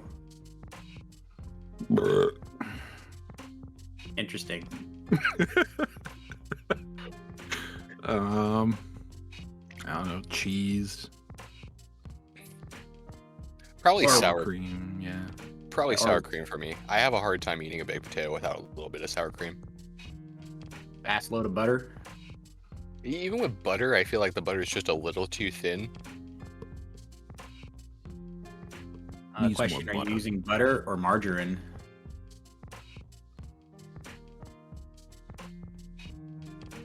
Now that here's the question. I don't use margarine.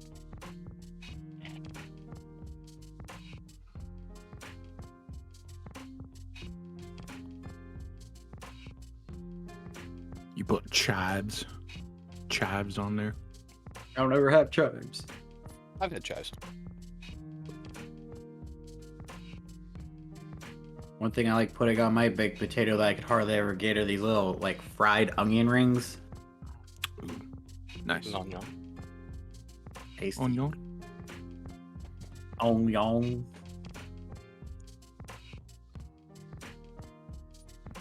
Bacon bits. I do like bacon bits on a potato. Real bacon bits or the kind in the bag? I don't hate bag bacon bits, but I would prefer to make my own. I got some bacon bits the other day to put in a baked potato, but I forgot about them. No. How could you do that to yourself? I know.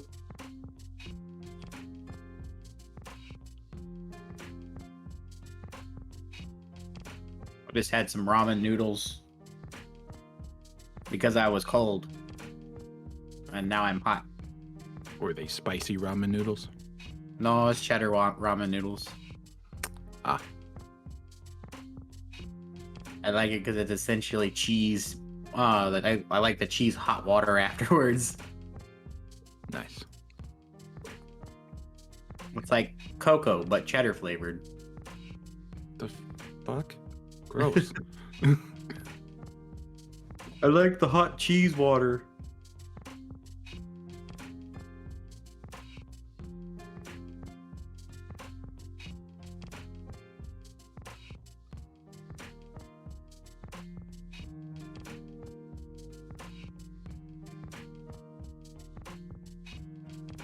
When do we get another level up?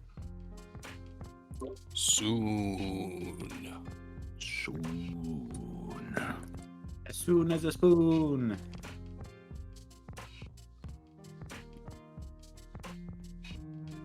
I don't care, that didn't make any sense.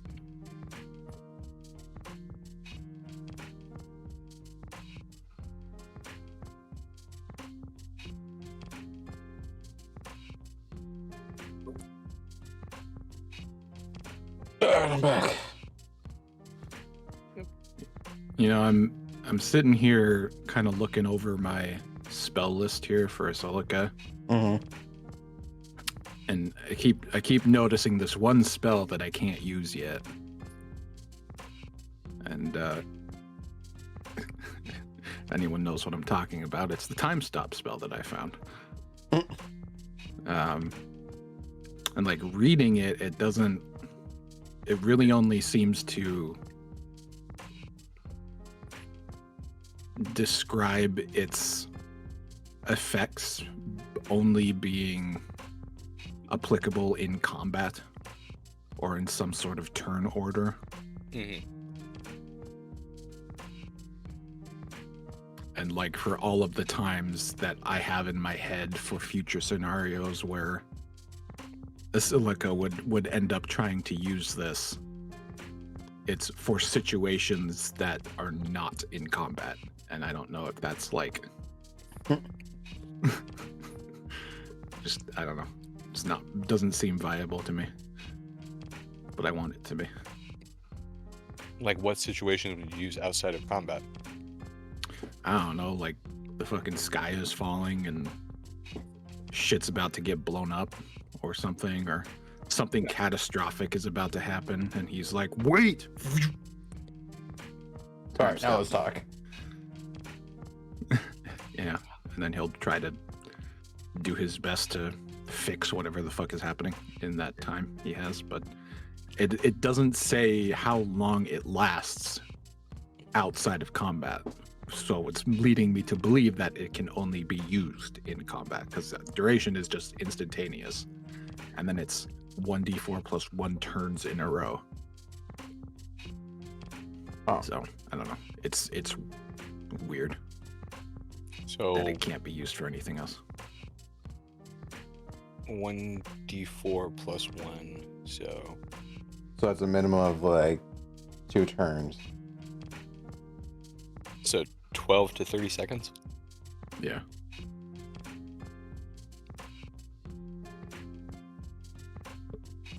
I don't even know what I could do with stopped time in 30 seconds. I return. Welcome back.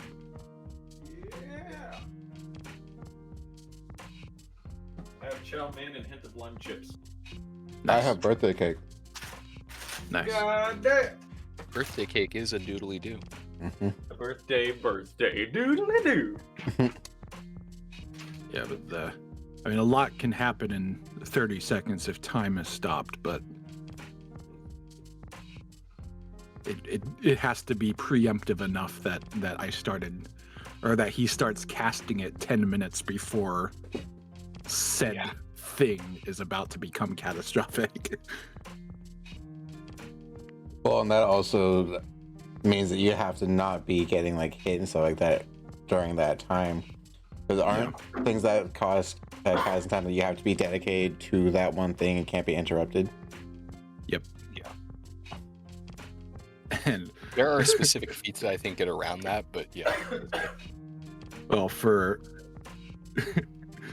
the other thing too is for him to be able to, you know, ritual cast this, because he doesn't go with the conventional means of ritual casting. He's basically in the kitchen cooking for this to happen. Mm-hmm. Yo, what am I cooking up? Oh, cooking up some time stop. Yeah. What? Yeah, it's a fresh pot of time stop. Main Sorry, what ingredient? is- Time. Of course it is. It's time to stop. And time stop is a transmutation spell. And so for what we have pegged as the requirement for transmutation is texture-based foods. That's good fried chicken. Fried chicken of time stop. Which literally means like almost anything. Like, I don't know, if you can get creative with it. Yeah. It's just you have to be making it like specifically a mouthfeel food. Yeah. Oh god, the deep fried sushi that you can get from I only know of Mizu's being the one that did it. That buffet that was next to where we used to work. Oh, Mizuki. Yeah. Yeah. I'll be all back. I actually have to pee real quick, sorry. Yeah, so do I. BRB. The two people who stayed, how ironic. And you, Geared, you didn't go unnoticed. I mean, he stepped away a few times. I Go pee. noticed, Geared. I noticed. Yeah. Making me roll a random persuasion check while I was getting candy. This is what happens when you're not sitting there paying attention. I was paying attention. I just decided to get candy. At the wrong time. Mhm. Your sweet tooth will be your downfall. Zenith had his stream up in the living room, and I was listening to it there, and I just threw away the wrapper to the candy. And I'm like, oh shit, they need me to roll something?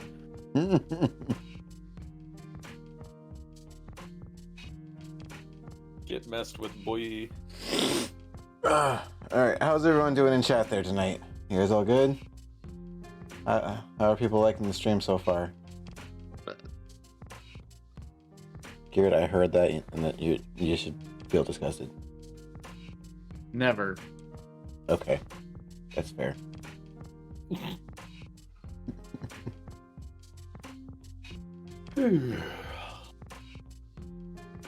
Never feel ashamed of your burps or farts. Always intend your puns. Here at Tryhard Gaming, Geared Golem does not speak for everyone here at Tryhard Gaming.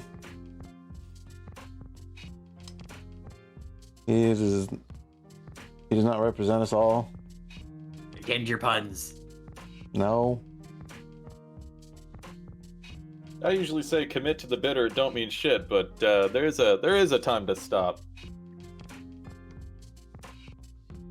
You Yeah. can't stop the puns. And it isn't now. Your time is up, my time is meow.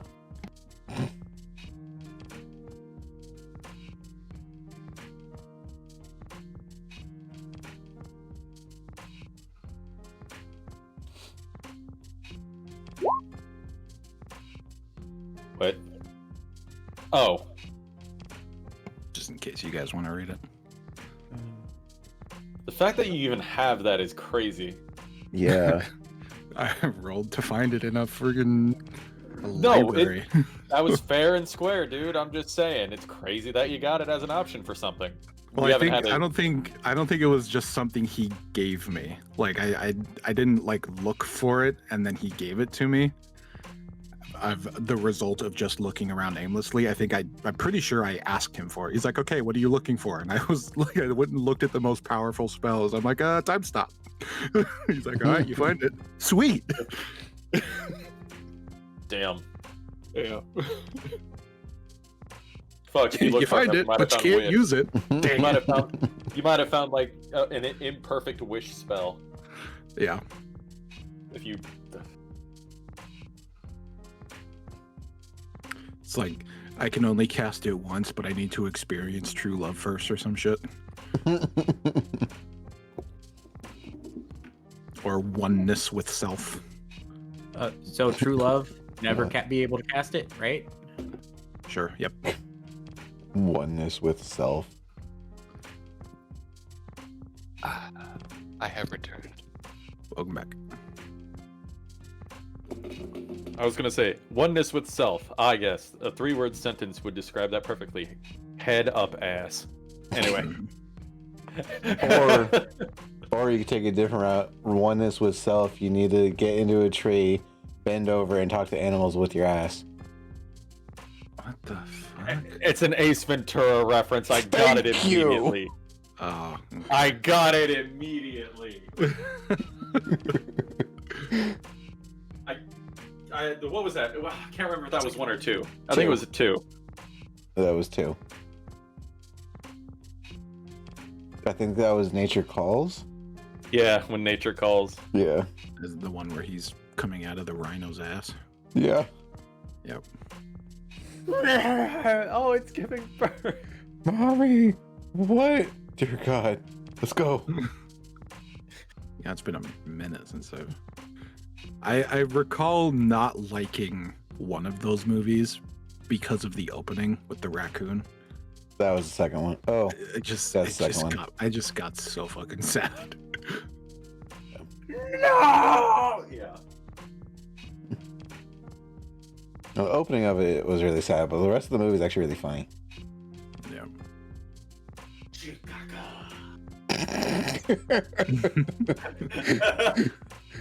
Fuck, I think we need to watch those movies now. Die, demon bird, Demon bird. spawn of Satan. Demon I think I still have the paper casing DVD copy. Nice. Oh, here you go. Here's a discussion topic. I know we did the potato toppings, but since we're talking about Jim Carrey movies, what's your favorite Jim Carrey movie? Oh Jesus. Honestly, The Mask. Yeah. It's you know, call it the stereotypical answer, but I mean, I think he just played him. Yeah. That movie, okay, I know the source material, so in comparison, it's light, yeah. right? Because that motherfucker is violent. Honestly, the movie was just good fun, just through and through. I mean, Batman was pretty good. Oh yeah. I forgot about Riddler, Jim Carrey. And then a good second would probably be, oh, what was it? The one where you can't lie. Liar, liar. Liar, liar. Yeah. Really? No, that's Oh, a fun one. Yeah, and then third would probably be him as Robotnik. I'm sorry, that's just perfect. Like they somehow even managed to get him dressed up like fucking, like, you know, his like chubbier version, or at least the clothing he was wearing made him look a little chubbier.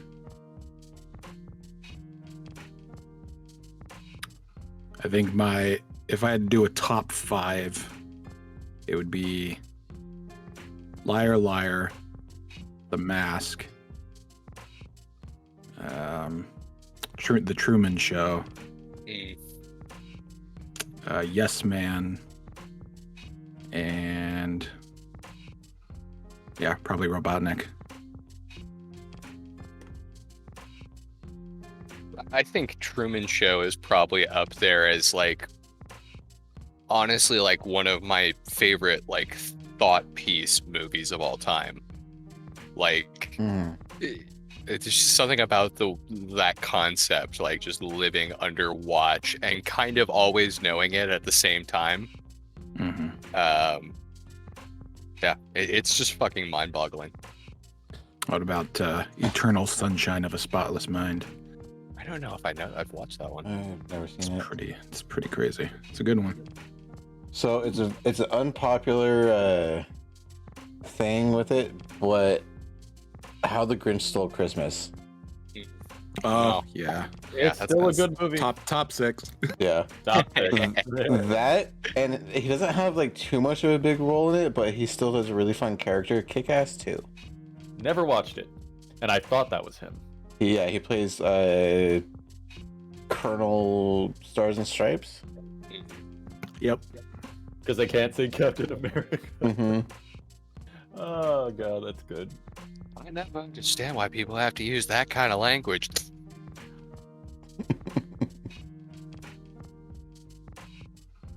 It's not a movie, but him doing over the last couple of years, Joe Biden for SNL, actually been really funny skits. Oh yeah, if you're getting into his skits, freaking Background Guy is one of my favorites, as well as the one he did for Mr. Rogers. Mm. Are you really Mr. Rogers? No, but the money is real. Oh, Have you guys seen the? Sorry, what? just I'm sorry. Fucking Jim Carrey as Mr. Rogers saying, "Oh, hello, hooker." Have you guys seen the Kevin James sound guy stuff that he did Uh-uh. on his YouTube channel? No, actually, You should look it up at some point. I'll probably do that after this. Where he's the sound guy recording audio in like famous movies. Well, it is gonna start getting late here, guys. Should we get going? Yep. Yeah, for sure. Let's do it. Okay. Let me turn off. All right. Luke is. Bye, chat. We'll just check. We'll see you when we're done. Watch Uh, it. There we go. Luke, it is. Floor is yours. As we zoom out from a subspace dimension in a bubble on a door under rocks, we find ourselves at the bottom of a cavern. A large open bubble, situated kind of not in the middle, but sort of amongst a giant mushroom forest. This area known to some as the Lichen Caves. Oh no. And amongst the Lichen Caves is a tribe of people who live a very earnest, maybe not simple by some standards, but honest life underground, hunting and living as they can, believing in the virtues of freedom.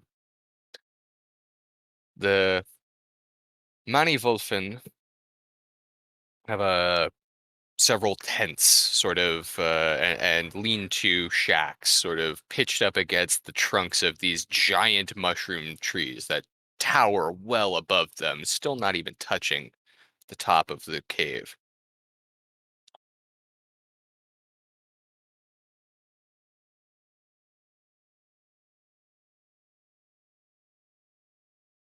Lilith, are you with Ye- us? Well, last you left me off, I was asleep.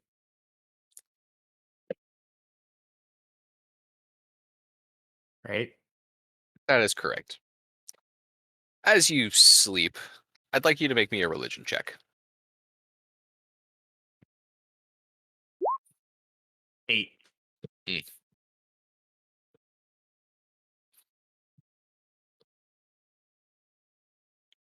Okay. As you sleep, you find yourself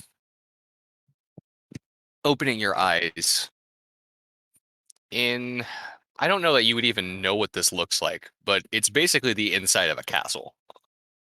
I don't know that Lilith has ever seen a castle except maybe on like a picture or something. But you find yourself in a very well lit, sort of posh dining room with a table full of all kinds of food. Like, we're talking meats and vegetables, particularly vegetables, just spread out in a glorious feastly array. You find yourself in a very plush chair, a sort of brass chair with red cushions, looking out at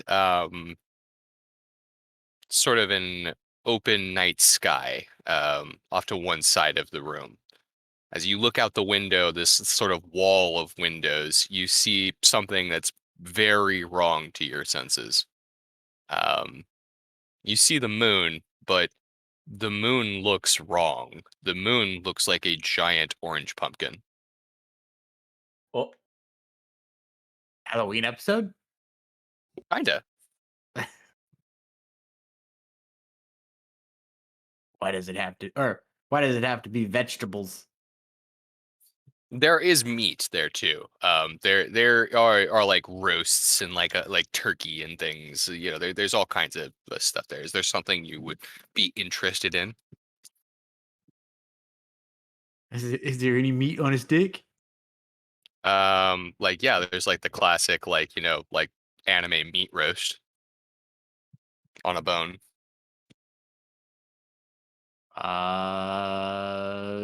That would be in what you'd be interested in. Yeah, help yourself.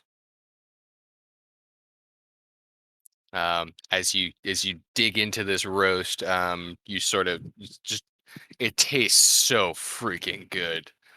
Um, it's easily some of the best food you've ever had in your life. Oh no, I'm eating my pillow. Uh, I'd like you to make me a perception check. Don't be bugs. Don't be bugs. Don't be bugs. No bugs. It's Um, bugs. Oh, Yeah, what's up, Doc? um, you were like very certain that when you sort of got up to eat this food, there were no other chairs at this table, and there were no other people in this room at all. Like your senses are pretty keen on letting you know that there's nothing else here. Um, but I'm so lonely.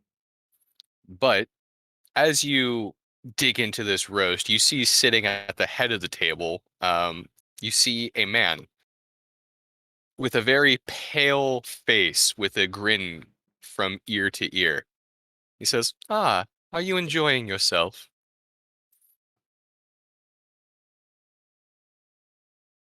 She just stares. Oh, no, please continue. I'd appreciate it if I could get your feedback on the corn.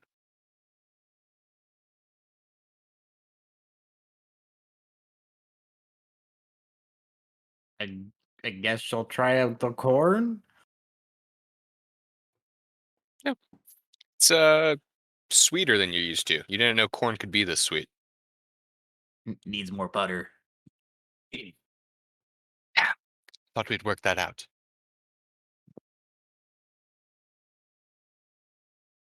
Sorry, I'm not usually the gentleman who would be greeting at you. Some of the other deities are preoccupied at the moment. My name is Crom. I knew it. Who is that?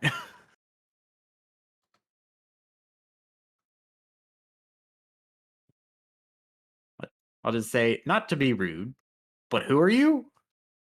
Oh, that's not terribly important.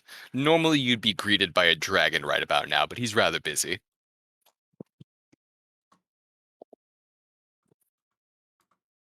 I confusingly put another piece of meat in my mouth.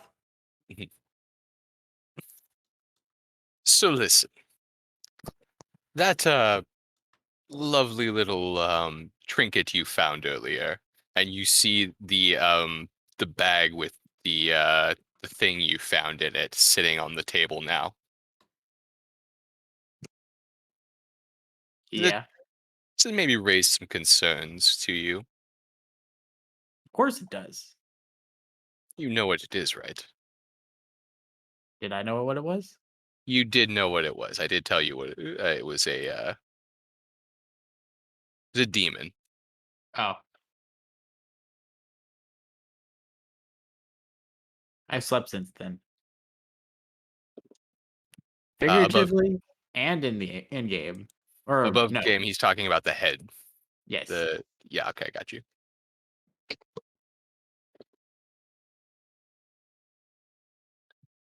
in game and out of game. I have slept since then. No worries. Those are very ravenous creatures. They love nothing more than to eat, and don't think they're really keen on vegetables, is what I've been told. Only feed it vegetables. Got it. So, those are coming to kill everyone you know and love. Well, that's not good. Yes, a horde of them, I believe, traveling with some sort of. I think it was a dragon, which doesn't make any sense. We work with dragons.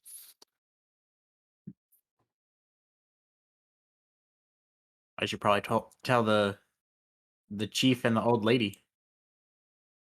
Yes. You and everyone you know are in danger. They might die. It- so yes, maybe if there was somewhere you could escape to, perhaps. Perhaps. Do you have any safe places in mind? If not, I might know of one. Lay it on me. Oh, marvelous. Now, if you go back to that waterfall where you found that skull, you're going to find something in the way. When Was it you do, was it the floating man? I don't know what floating man you're talking about. Oh. Okay, Oh, you continue. so when you go back to the cave, you'll find a pile of rocks, okay? Do me a favor. In somewhere in that pile of rocks, I'm told there's a door.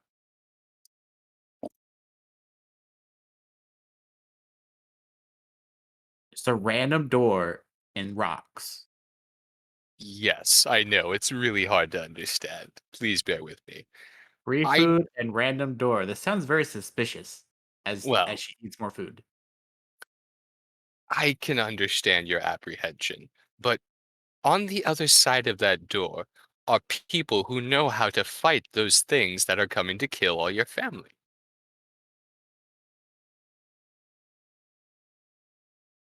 Well, her decision is she has no choice. She has to go find a door. I mean, it's always your choice.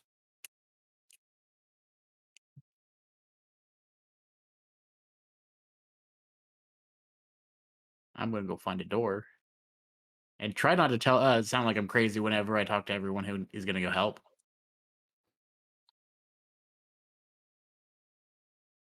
Well, that went a lot smoother than I was expecting. I've heard some of the others had trouble with this part.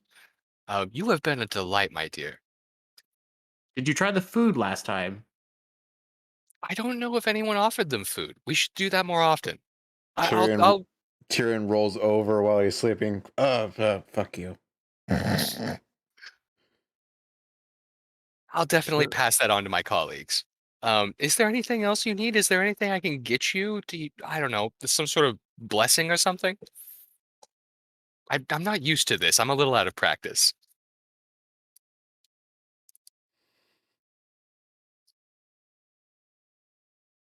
Did I come back to you on that one? Oh, yeah, I guess. If you ever want to get a hold of me, just pray to Kromduv, the god of death. Ugh. Alrighty then. What was Retire. that last name? All right. Well, yes. Go ahead and find that door for me. Meet up with those people, and yeah, just try not to, do anything other than save the world. Fair enough. Thank you. Now, this part is a little a bit unpleasant. Do you want to close your eyes first? Sure. Okay. You hear the sickening sound of a swing, like metal singing through the air. You feel a biting sensation in your neck, and then you wake up. Huh. That was interesting. All right, so now I'll go try not to sound like I'll try to sound as sane as possible as I tell the chief and the old bat what had just happened. As you go to pick yourself up, you have a shank of meat and a glowing corn cob in your hand. Proof. At least the glowing corn cob is proof. The All right. meat's gone. And as you wake up, it takes you a second because you're very disoriented and you're not entirely sure about the weird dream you just had. It's not one that you'd think you want to share with anyone. But as you wake up in your little lean-to, the earth is violently shaking and people are screaming around you.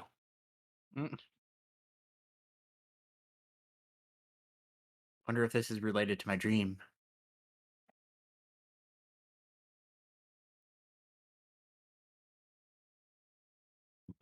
What would you like to I'm gonna grab the bag with the skull in it do? Mm-hmm. and the glowing corn, Mm-hmm. and I'm gonna go talk to Silverfang. All right. Go ahead and roll me a perception check. Perception. Dang it. Nah, Wow. one. Jesus. I mean, you do have that. Didn't you also get inspiration? Oh yeah, can I use the inspiration? You can if you like before I roll severity. I'm gonna use the inspiration. Perception. 18. 18. That's much better than a natural one. You step outside of your door and you just you feel the twitch of your ear as you look up at a massive fucking mushroom tree just basically falls right in front of where you're about to step, and you take a step back and narrowly dodge it. As you look about, you see Silverfang running towards you. As he seems concerned that almost killed you. Lilith, the ground is shaking. This is the worst earthquake we've had in generations. Are you all right? I'm fine. Question mark. Stalactites are falling around you.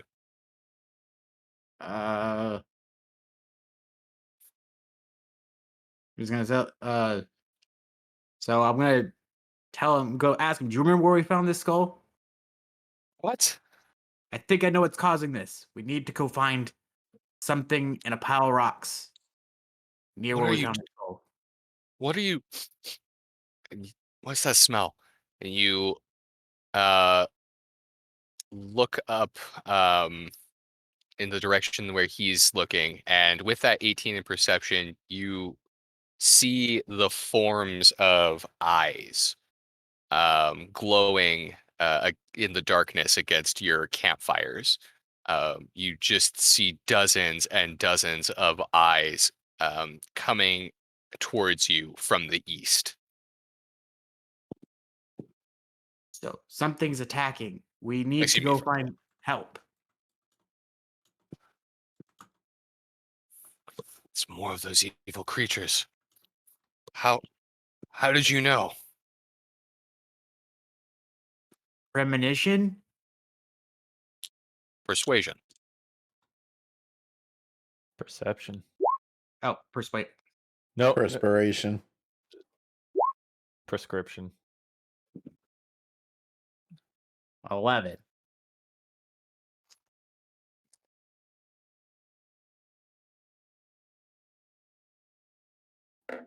Son of a bitch, he rolled a 3. Uh,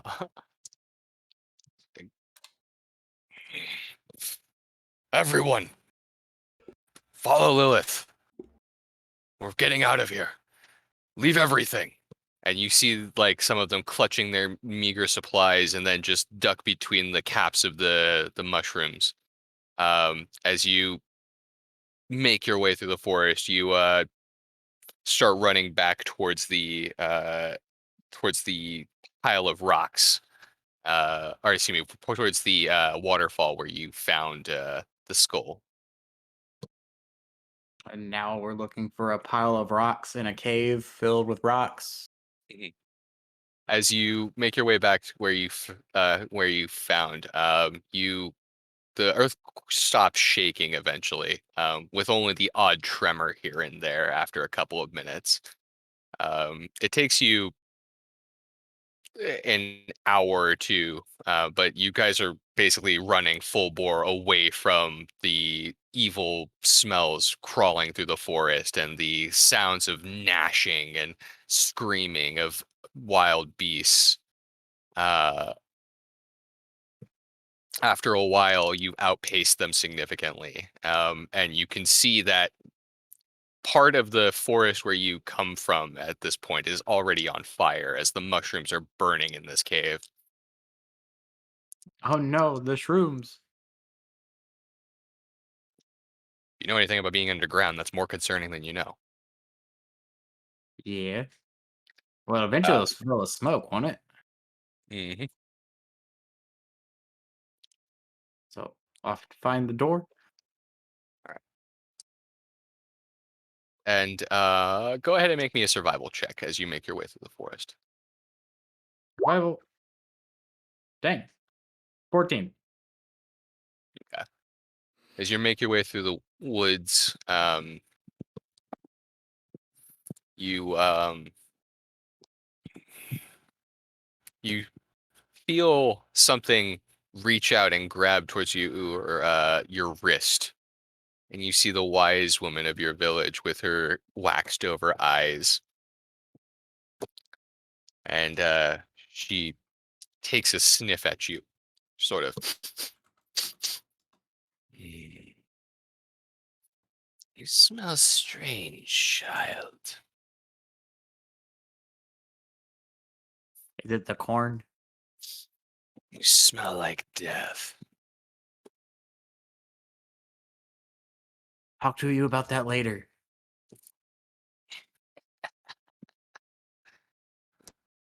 Very well. Um,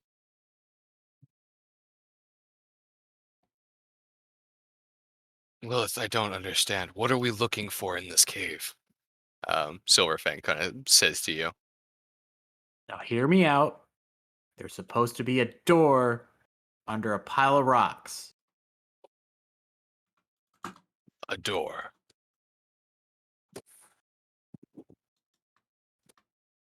Like a door that got buried from a cave in. Yes. All right, I'll bite. Where does the door lead? Somewhere that's supposed to have people that help? That makes no sense. That's what I said. Well, who told you this? Why didn't you ask for more information? Food? What? I'll explain after we find the door. I. And you make your way to the waterfall, where you found this thing, and you see a pile of rocks, along with several small buildings, and wooden planks and things. Several pieces of which you can easily identify as the old town of Svartalheim. The cave-in that just occurred from this earthquake is massive. Like, you could fit an entire city in the new hole in the ceiling that was just created by this earthquake. Oh, the goblins.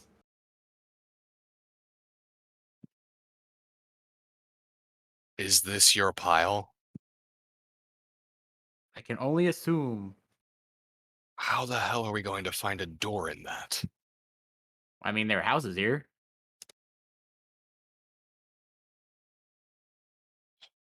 This is a waste of my time. I have people to look after Lilith. I'm gonna give him the glowing cord and said, "We're looking for a door." What the nine hells? What is this? It's corn from a god. You see the wise woman snatch the corn out of his hand and take a sniff.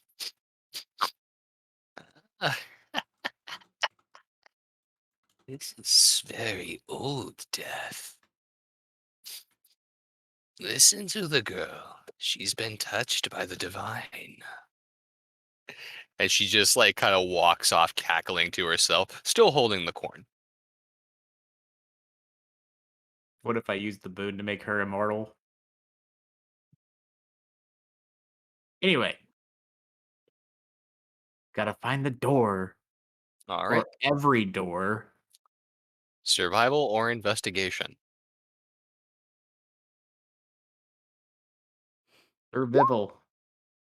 6.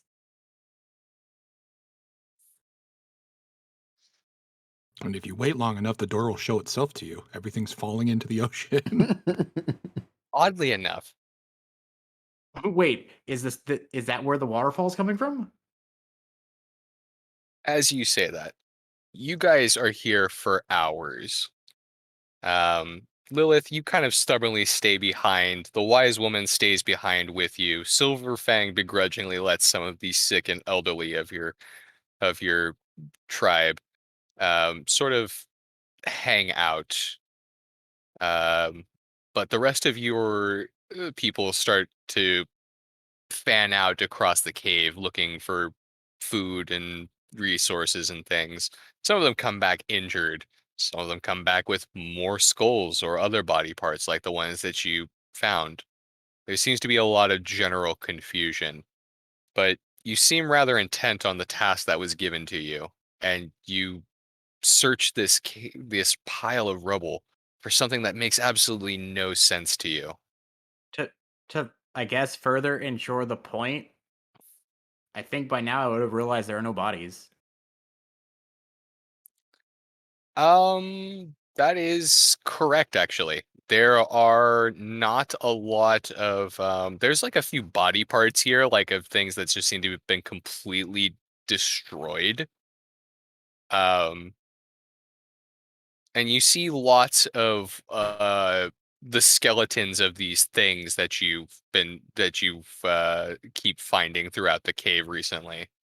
Um, but you don't see any of what you know to be the goblins and the Duragar and the bugbears that lived in this town. I'm gonna point that out to Silverfang. Like, we need to find this door. Probably should have As asked for a description.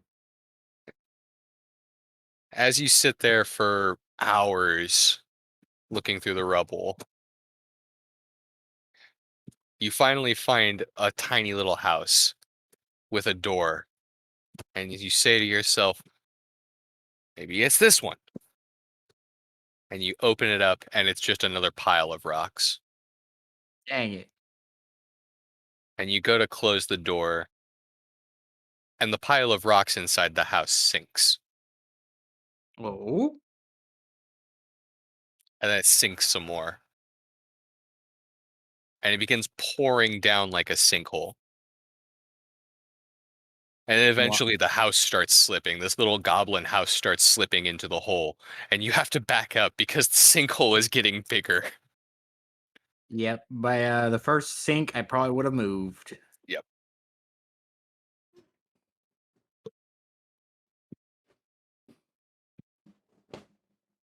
And yeah. Eventually all of the rubble and sort of like the immediate area just sort of gives way. You just hear this massive boom sound. And there's a giant sort of sinkhole, ant hole looking thing that you have essentially leapt off of. Go ahead and make me a dexterity save just for shits and giggles. 11. Okay. Yeah, it's uh,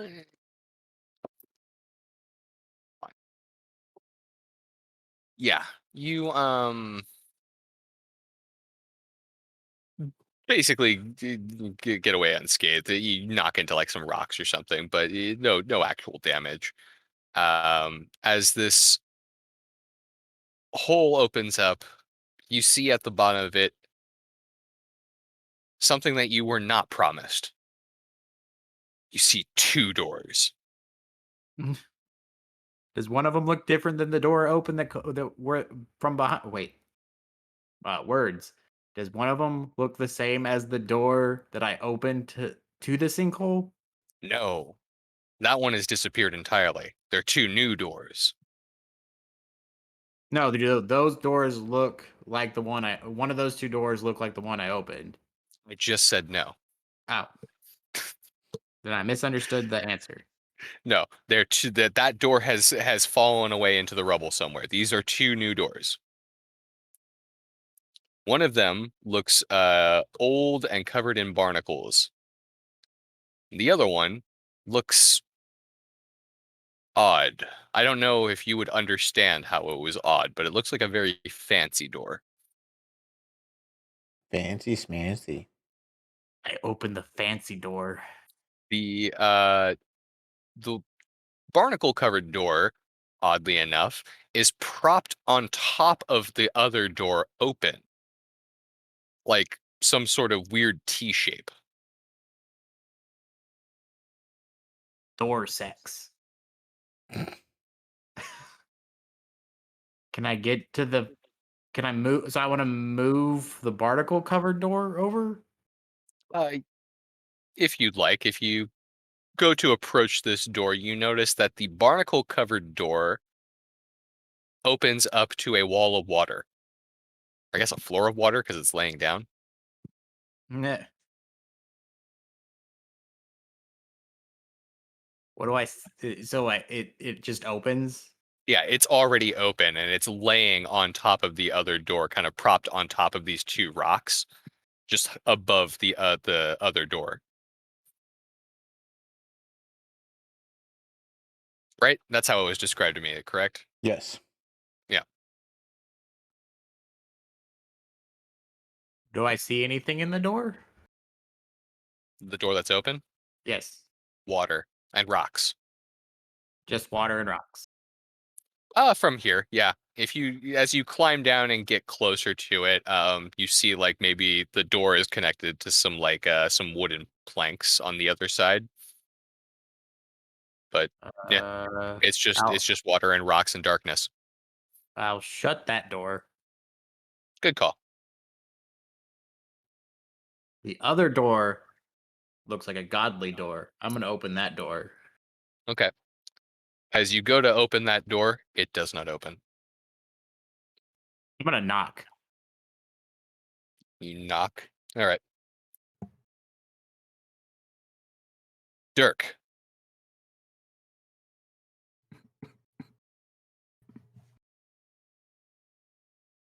Dirk? Dirk! Brent. Be nasty, where you at? Did we lose my Brent? Oh. Hello? Is his mic broken? Oh no. No. Hello. Hey, there he is. Voice mod had an issue, so I had to change it back to just my microphone. Mm. Okay, sorry. Can we restart? No worries. Dirk, Meh. in your sentry mode, you see a little goblin kid approach you, and start. He goes to like get your attention, then he backs up for a second, not thinking about it. Then he goes and gets a stick and starts poking you. Yeah. Yeah. Tink, tink, tink, tink. Intruder detected. Zzz. Danger, Will Robertson. Danger. You have 30 seconds to comply. Wow. I got both of those and I loved them. Anyway, and then he just immediately his eyes turn back to the white they usually are and just goes, Just kidding.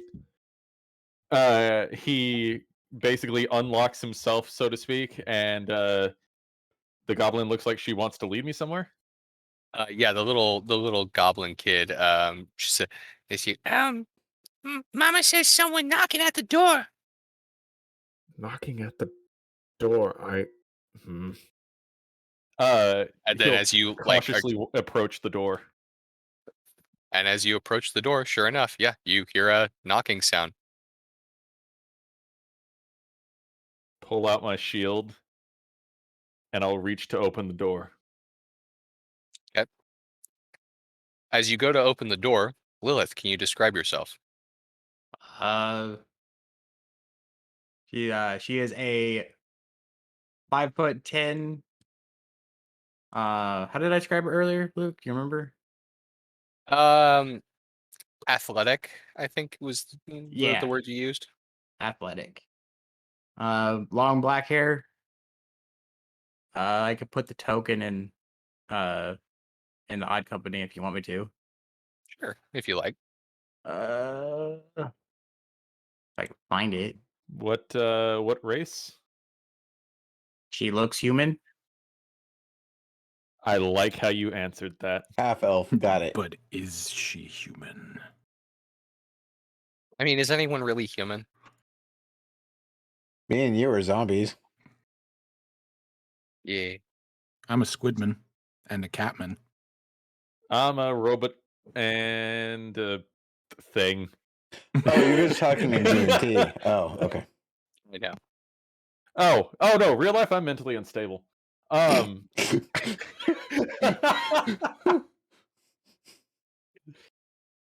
was gonna say possibly autistic, but that one might be true.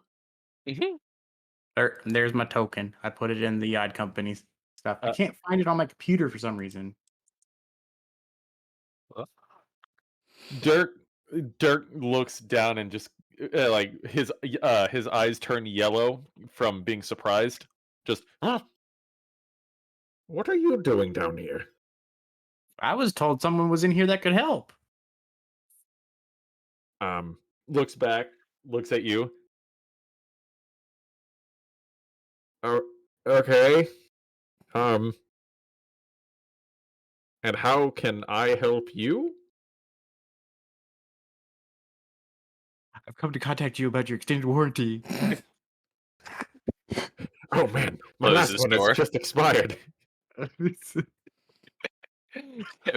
know a good deal when I see it. that. Yeah. Anyway, How can I help you? I was told there was a door buried under rubble, and you could help fight demons. Wait here, please. I close the door. I walk over. Would I have any idea of where the other two are? Yeah, I'll just give that one to you. You see Tyrion over meditating. Just I'm assuming somewhere on the main ground. I'll tap him on the shoulder. I hope you know that I would not wake you from your rest were it not oddly important. Kieran We have a- slowly opens his eyes and looks at him. We have a visitor at the door. What? She says that she was sent to look for a door, and we would be able to help her fight demons. Huh. Were this anyone else in our crew, I think your skepticism would be absolutely reasonable. Tyrion kind of slowly gets to his feet and then puts all his stuff back on. Dirk, you'd see it. He's got a golden, almost like band. You'd recognize it as the thing he has on his arm, usually has on his right arm. And he puts it into a pouch and not back onto his arm, along with a blue and white stone. Oh, He will remember okay. this for later. I will quickly try to contact Basilica through the mental link unless it's been closed. Nope. No, as in it's. Wait, do you mean go No, for it? as in it's always open for emergencies. Okay. Just not Basil- always active. Right. So he tries to get a hold of you. Basilica, Shit, hold on. What is it, Dirk? we have a visitor at the door. A visitor at the. How? What? And then I'll be Dirk, there. yeah. Just like you Thank- said, thank we have a you. visitor at the door. He'll head up. I'm sorry, above game. If you've been what we've been through, the visitor at the door is not a good thing. Yep. I don't think she wants cookies. I don't think she wants sugar. She wants the souls. All right. Well, I know. We approach the door, I believe. Once Tyrion readies his battle axe just in case. Don't believe it's okay. Just Okay, with both of them behind me, he opens up the door, and he'll just open it wide. I never asked your name. It's Lilith. That bothers him on a religious level. Mhm. He will then step back. I would show you the glowing piece of corn as proof, but the old lady took it. Golden corn. Glowing corn. Glowing corn. Does that sound familiar to any of us, like at all, even in the slightest, Luke? I don't Probably a think- silica, and only because it's culinary. I don't think would- It would only be familiar to Fuzz, and that's if he remembers. Right. Yeah. Well, and Fuzz also isn't here, so that's Yep. yeah, Moot point. fair.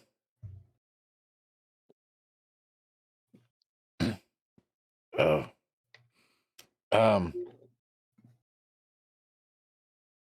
Still holding his axe. What can we do? Looking at everyone else for you. I was told that there was a door and a pile of rocks, and the people behind the door could help us fight some demons. Demon. Insight on this. Yeah.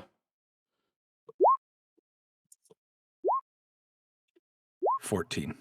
17. I believe her entirely. Go ahead and you're telling the truth, but go ahead and roll persuasion just so they have something to insight. Or Good. Those- Dirk and Wow. Lilith got the same exact numbers on both sides of the dice. That's awesome. how does that work? We read her like a book. Brent, you don't know. Yeah, you're still worried about that name. Deceiver. Corn! But you I'm sorry, this is really good. Um, Silica and Tyrion. This woman doesn't seem to have the patience to lie to you. You're not entirely sure what her intentions are or what's going on, but everything she's saying seems to be true. So there's demons out there? Well, they're on their way. And you were sent to get our help. Yes. Who sent you? A god? Which one? one? Yeah, which We all which say it together. god? Which one? Yeah. I'm sorry. With something like crumble something? Religion check just immediately. Yeah. Yep.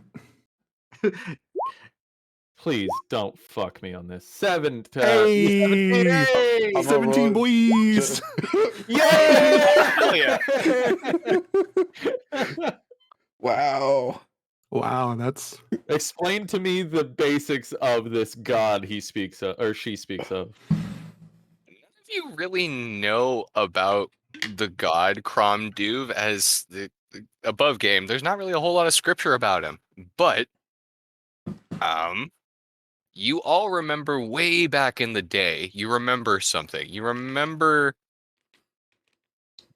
Justinian Knuckler, your old friend. Who? He said that he had a boss. And his boss was a retired god of death by the name of Crom Duv. Tyrion doesn't know who Decidian is. Justinian? Yeah, he was on the ship. Oh. No, yeah, he sailed with you guys to he was sailed with you guys to Draconia. he was the skeleton guy who drank a lot of Oh, alcohol. Dusty. Okay, Yeah. I just didn't know him by Justinian. Yep. Yep. Okay. Because Luke had to make it complicated, right? Did you say his name was Dusty? Dusty Yep. Knuckler. Oh, okay. That's kind the- of That's the only name that Tyrion would know him by. He wouldn't know him by Justinian. Yeah. Oh, yeah. No, you two have met. I Yeah. remember him. Yeah, no, we've met. I've only known him as Dusty, even above And- game and in game. Well, Okay. in And game, just like- he would have told you that he worked for a god named Crom. Well, he told, because me and him have had interactions. He told me that he worked for a god. I very specifically remember you guys not liking each other at all. Yep. Yeah. Fucking we, Norse. we almost Or fought in your Norseman. kitchen. Yep.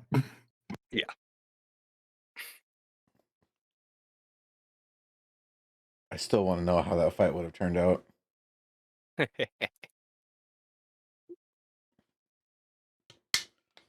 Oh, and then I'm gonna pull out the bag with the demon in it. It's a wiggling. Tyrion, Mm-hmm. the lot of you see this skull. A very common sight. Does it look But like you- a zombie you- knoll head? You recognize this skull specifically, Tyrion. You distinctly remember going into a blind rage and punching the head off of a knoll into a pit and hitting someone with it. Thank you Oh. for returning that. Can I see that? I mean, it's mine. Finders keepers. I The just skull, wanna by the way, is still alive. It's gnashing its teeth and it is bound up in a sort of rope muzzle. Yeah. I just want to see it really quick. I'll give it back. Insight? Okay. I'm not lying. That you'll give it back? Sweet. He's not lying. Oh, okay. I named him Timmy. You take this antlered hyena skull in your hand. I look it over. Do I still see? I forget. Were there any visible markings of me actually hitting it? Yeah, I can't remember. I think you hit it with your axe. Yeah, I lobbed the head off. Yeah, you see just below the chin, you see a nice nick where your axe was just a little bit off the mark and still decapitated the damn thing. All right, so I'm holding the head in one hand. I pull my axe out. I look at the blade. I look at the neck. Huh. I wonder what that went off to. I put the You axe see the back and I skull give the head chatter a back little over. bit more. You see the skull chatter a little bit more violently. Fuck you. I hand the skull back. See, I didn't know what happened to that, but the body is somewhere else. But here, you can have it back. I put Timmy back in the bag. Oh God, she named it. Oh God, she named it. It has a name. Yeah, weren't you listening? It's Timmy. Timmy. Timmy! How immediate is this demon threat? Well, we ran here. How long ago were they? They ran. And It's how been a many couple hours? hours, yeah. Yeah. Unless they got distracted by something. They chased us out of our village just a few hours ago. Do you recall how many there were?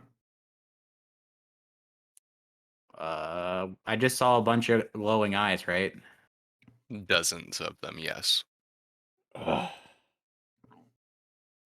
He goes into the mind channel. Well, what do you think, guys? Do we want to help her? This could be our fault. It was part of what we were fighting here.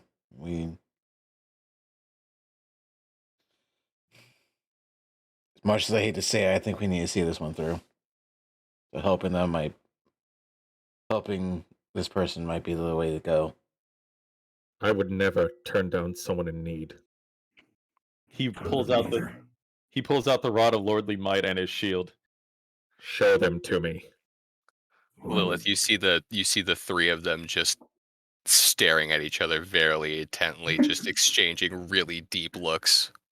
Wow, you must be really good friends just to communicate through just looking at each other. Just every once in a while, you just see the eyebrow raise on Tyrion as he turns his head over to Dirk and then back over to Asilica. It's some fucking goblin with a cup of coffee. Yeah, they do this sometimes. I don't know. Hey, you shut up. Well, Yeah, anyway, sounds like it's quite a few of them. I don't know if we can handle all of it, but just the three of us. Dirk looks behind him at all the goblins. Looks back. Tyrion turns to Is look. this a collective we? Wait, do I recognize the goblin that was sipping tea earlier? Or whatever you said he was drinking? History. I was gonna say weaponize the goblins. 9. Not specifically, but you do recognize some of these folks as, like, some of these goblins and hobgoblins seem to be the denizens of Svartalheim. Like, you can recognize their clothing and their general demeanor and stuff. The usual Nice. gangs. They live. Luke, question: How repaired does the area look? Like, does it look like if we were to move it, it'd be good to go? As you look up, the sky above the Tremoctabula is relatively clear. It looks like you're in something like a crater made of rubble. Okay. Now I forget. Can Ampho communicate with us while we're in the I forget what we call this, out in the main garden. courtyard. Yeah, in the garden. Yeah, Yeah. He can communicate with you in any part of the bubble. Okay. Ampho, Yes. are you okay? Systems are returning to a nominal state.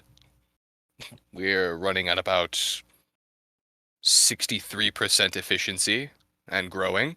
Are we okay enough to get out of this hole? God, yes. Is it Okay. clear? I mean, Yes. yeah. Then by Jove, let's do it. All right. Yeah. Did anyone else come down the hole with Lilith, or was it just her? Silverfang seems to be you wouldn't know him, but this larger man dressed similarly to Lilith seems to be standing at the edge of the crater, along with a couple of other gentlemen with spears. Okay. First, just to make sure we still have it, I'm gonna step outside, grab the barnacle covered door, and put it back inside. Smart. Close the door behind me. All right, everyone, let's get to our post and let's get out of here. I'm Are you tired of being taking- down here. Are you taking Lilith with you or not? I assume Lilith was already inside. I don't know if any of you invited her. We'll Lilith, retcon come that. with us. Come with us if you want to live. We're gonna need your I- help navigating. I was like, all right, Arnold, I'll come with you. So look, we just need to get out of the hole. Let's get to the top side and figure out what to do there. Fair. All right, we'll lead her to the To the helm. helm. Yep. All right. Geared, you've seen the Tremoctobula IRL all of Minecraft, so I'll briefly describe it here. As you walk into the courtyard of this strange door, you see an extra dimensional space much larger than what was at the bottom of the hole. You see a lot of exotic trees. You see what looks to be something of a refugee camp for the citizens of Svartalheim nestled about those trees, and a few boulders still. And out in the middle, you see this sort of, towards the back, a large castle is the best thing I think that Lilith would recognize it as. Clearly more advanced than any sort of structure you've ever seen in your life. The inside of the bubble is breathed in translucent, color-changing light. And as you approach this strange castle, fortress, vessel, the doors just seem to open before you even touch them. How did all this fit in a boulder? Welcome to Walmart. Now get your shit and get out. With science. Lightning see- strikes behind you. You see Ampho raise a tentacle. Yes, my boy! Fuck yeah. Lilith, as you enter this technologically advanced, you know what a nautiloid is. You can see it's very smooth, strange, non-Euclidean geometry, if that makes any sense to anyone besides H.P. Lovecraft. I get it. Beyond the entering into a boulder through a door, she Mhm. doesn't question it because she just talked to a god. Yeah. So anything's possible, even for a boulder to have a house behind it or in it. You seem very nonplussed by this. Very what? Nonplussed, Unbothered. like unfazed. Unbothered. I spoke to a god. Anything's possible. Yeah, I mean, once I that s- all happened to us, we kind of got on the gravy train here. I strive to reach such bliss or blissful unawareness. I didn't really have a choice, but it happens. Lilith, as you walk into this technologically advanced room, you see a giant, like 10-foot wide brain in a jar with 6 tentacles running off of it. Yes, I suppose you do sort of get numb to it all. Yeah, That's kind of weird, though. you get used to it. Rude. You look So- great today, Uncle. Thank you. Still have a bitch of a headache. But shall we get out of this damn pile of rocks? Yes, Can but I a need. brain have a headache? It'd be a body ache at that point. Anyways. Before we take our positions, Asilica turns to Lilith. Can you cast magic? I don't do that. Huh? No. Specifically, he's more asking if you are Magically inclined. yeah, magically inclined. Not in the sense you would think. What does that mean? No. No? Okay. Can't cast. No. She cannot cast spells. Okay. Asilica, Mm, let me take the helm. I you think sure? I think we need as much power going to Ampho as possible, and between at least the three of us, I think you have the most magic. You should be able to power him better than we can. You haven't had as much time in the pilot chair. I can't. Think you can handle it? I'll have Liv help me pilot. Okay. We need as much power as we Right, can. she's here. Yes. And then I'm gonna turn. Always have been. I'm gonna turn to everyone else. Well, let's see. Who else do we have? We've got Dirk. We've got Kark Salim. and Salim, right? Salim's just been quiet this entire time. I genuinely forgot he existed. Salim has actually been doing his best to help out amongst the people. He's gets along great with the goblins and such, it seems. Okay. Oh, and then we also have Mucklin. You do have Muck. Okay. He's also been instrumental in helping with everyone. Okay. By your lead, then, Mr. Vemilaga. Is And there we'll sit and take the battery chair. are Salim and Mucklin inside the room? Oh, and Kark? Or are They can like, be if you want them. yeah. If not, if there's like an intercom system, I'll call them in.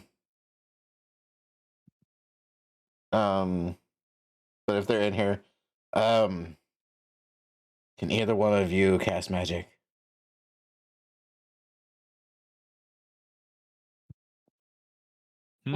You see, who are you talking to again? Sorry.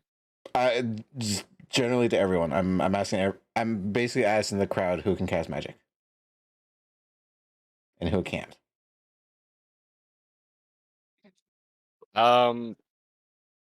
Basically, all of the goblinoids will give you a resounding no. At least the ones that can talk. They don't seem to have any magic users amongst them. Okay. What about Salim and Mucklin? Salim does not. Salim does not know magic. Okay. Muckland, I actually have to check something real quick because I think There's just a baby goblin who's a wild magic sorcerer. Oh God. fucking Nilbog.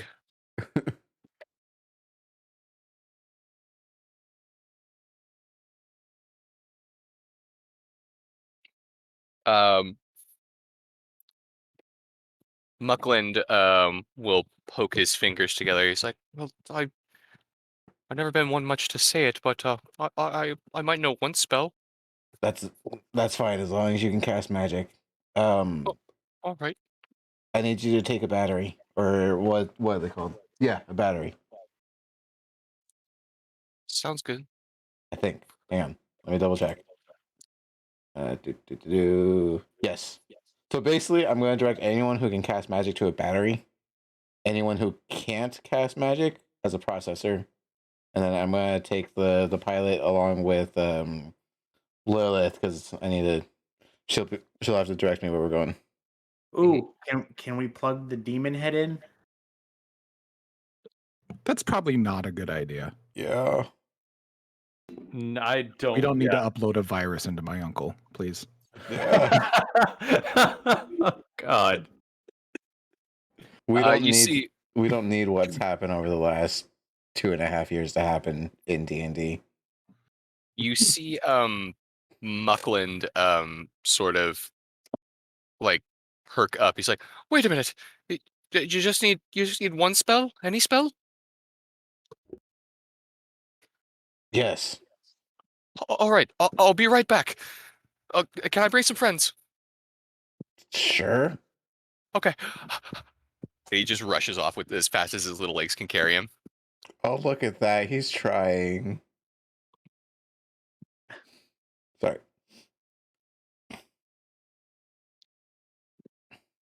Could we like invite the rest of my village in? See if Well, they know anyone? this was just to get out of the hole first. Then we'll pick up the rest of your village.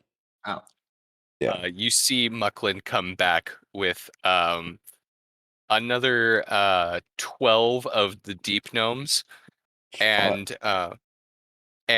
all 6 of the dark elves. Jesus. It's like, all right, ain't one of them a good magician between them, but some of me boys can cast mending. It's real useful, you know. That's And, enough. The elves know some magic between them, I think. Climb like spiders. All right. It's gonna be weird, but I need you all to take seated positions if you're willing to help. And I don't know what to call it above game. Basically, like tap into the battery port or whatever. I don't know how to describe it to people. Sit in the chair, take a nap. I'll explain it to him. Okay.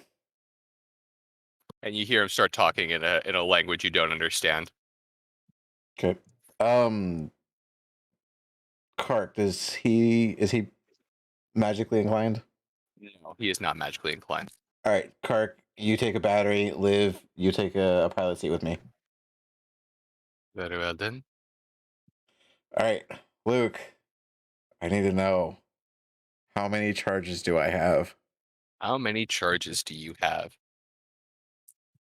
So you've just gained I had an 12, additional I had 12 off of the goblins that you've given. 12 off the goblin. Excuse me, deep gnomes. Sorry, deep gnomes.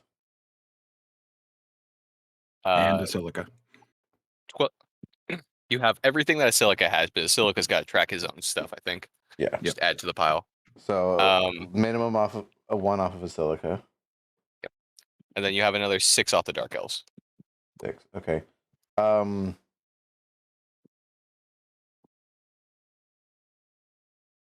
Dirk, how how magically inclined are you?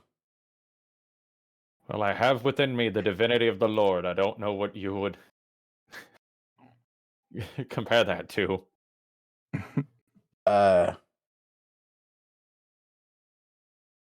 Actually, I want to pull a silica off of a battery. Oh. I want to put a silica, Dirk, Kark, and Salim on processors. I will do as he says and get to my mat, or bring my mat with me. All this just to move a door? Are you sure you want to take both of the most magical people off of the battery? To get out of the hole, yes. Once we get out of the hole and get the rest of the villagers on, I'll move you guys back. Okay.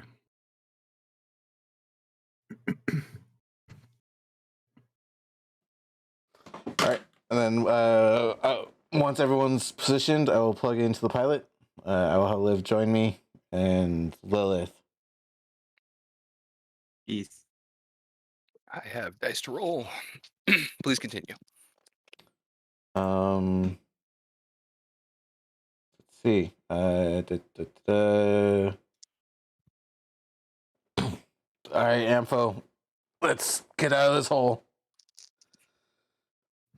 With go for it. yeah. So you take your place on the pilot seat. Yes. Okay, Lilith, Yes.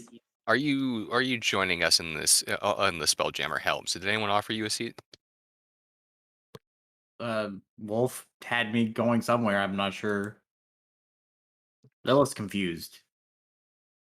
Well, sit here. You said Liv. sit here.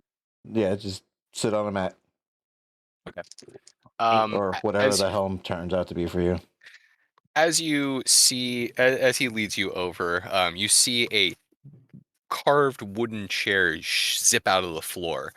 It's got very ornate Viking knotwork scribed all over it, with all kinds of runes and the visages of bears and wolves. I know that one. Can I read the runes? They're just standard runes. They're basically you can make an Arcana check if you like. 6. They are runes like what languages do you speak? A lot. Right. It says put butt here. They're basically you can read the words themselves. Some of them are in like giant, some of them are in like just Old Norse and stuff like that. But they basically say things like energy flow, focus, spirit, transference, all kinds of things that you don't really understand, but recognize readily as like magical. Ah. So what am I supposed to be doing here? Sitting down. Okay. I listen to the Dragon Man. Okay, you sit down. I need you to make me a Constitution save. Dave, Constitution. 15. 15. Okay. Our new pilot didn't give anyone any kind of bonuses. Something that he's going to have to remember. That's all good. Bonuses. There's nothing in here that says I could get bonuses. Zach said this rune says sit to ass here. um.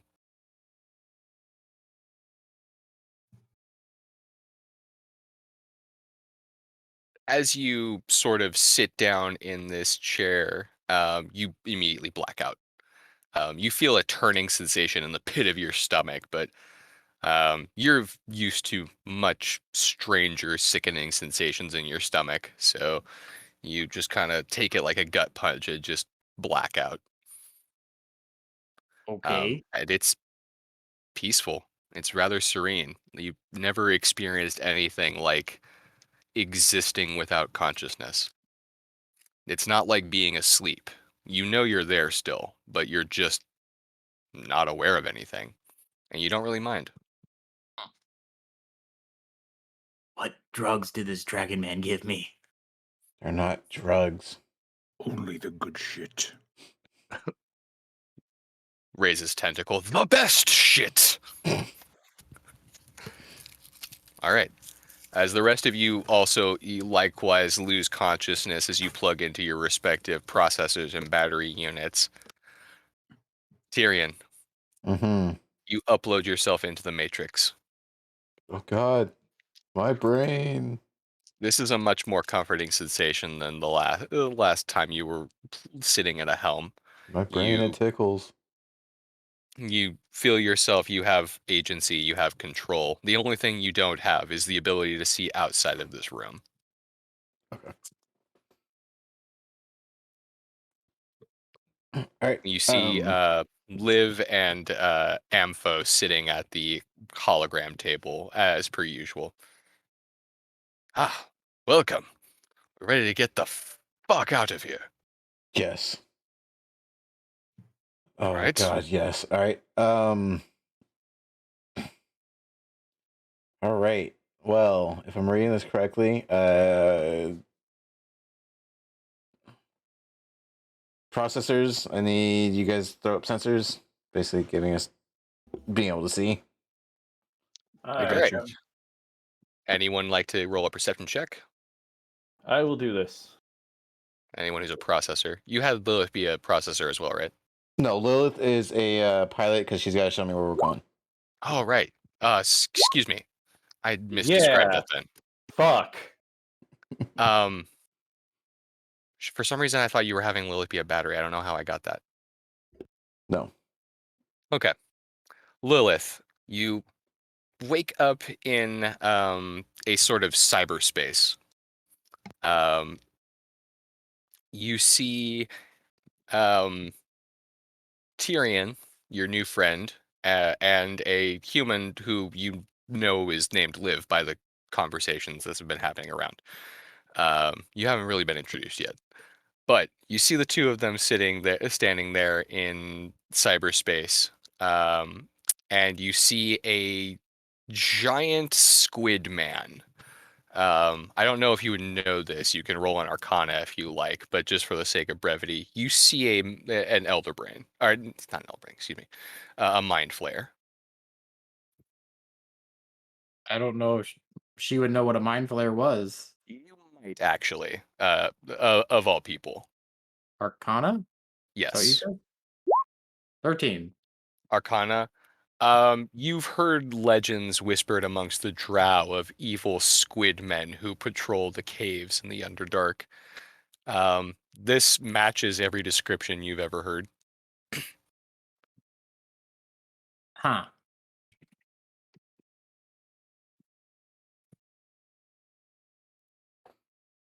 What do be this? Ah, a new friend. You've taken the helm quite readily. Capital. This is, oh, how to describe it? This is how you move the door. And you see a what about- holographic projection pop up through Silica's eyes. I guess technically Dirk's as well. But Dirk, I guess you're looking at the floor. Dirk needs contacts or glasses. You see Silica scanning about the room in a sort of 360 lens fashion. You see the door at the bottom of a pit. The door isn't connected to the boulder? We'll get to that later. Ampho, we need to get out of here. Very well. Door, ascend! And he raises his hand in the air. And you see, with absolutely no enthusiasm or energy, the door just scrapes its way up the side of the pile. Processors, I need you to use manipulator. It lets you cast levitate twice. Get the fuck out of here. Don't forget to pick up the villagers. Boing. The door We're just getting levitates out up of the out of the hole hole. first. Ah.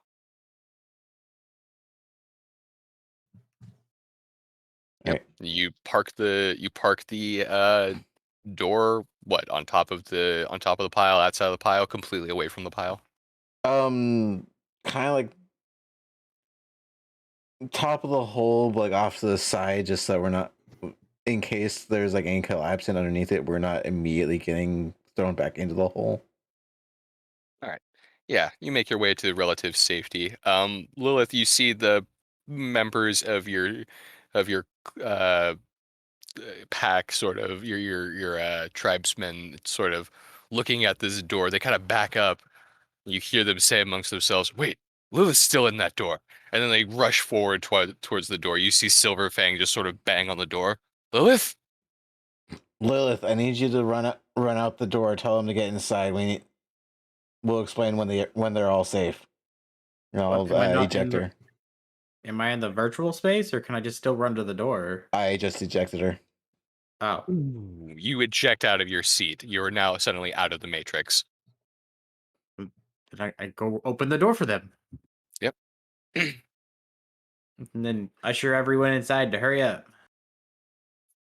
Can I communicate to the people that aren't attached to the Matrix through Ampho? You mean like just like telepathically communicate with people in the courtyard? Yes. Yeah. As best I can through it. Anyone magically inclined, please come inside. Lilith, show them where we're at. Lilith, I don't understand this madness. This is the door? This is the You- door. You see Silverfang just sort of struggling to comprehend, and then you see this little old lady with a glowing corn cob. Well, that sounds like my cue. I'm gonna take the corn back from her. She doesn't even fight you on it. She's just been holding it the whole time, Yep. just fucking parading around with it. Guys, could we power the ship with the corn? Oh shit. Everyone make an Arcana check on the corn.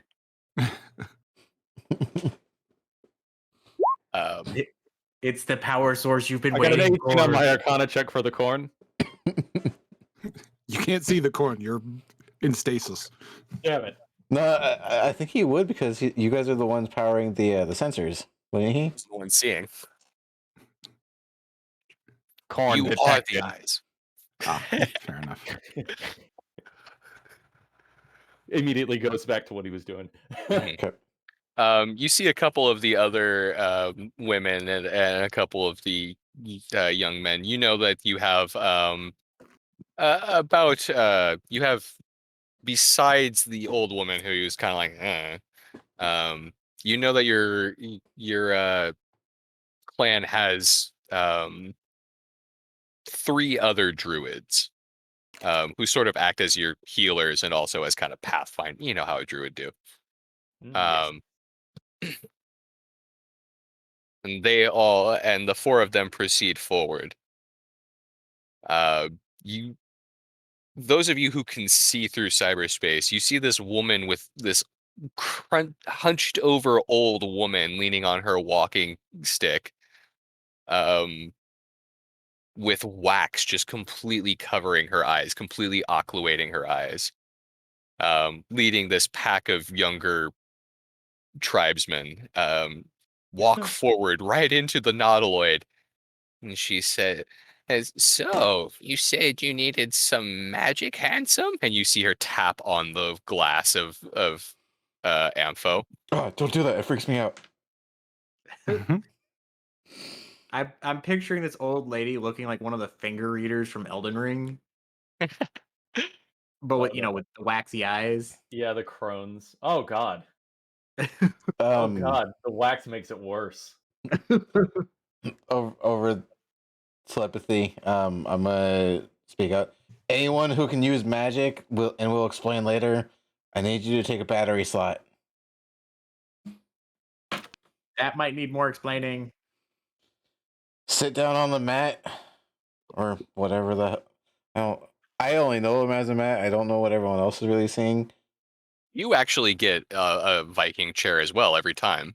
Okay. Yeah.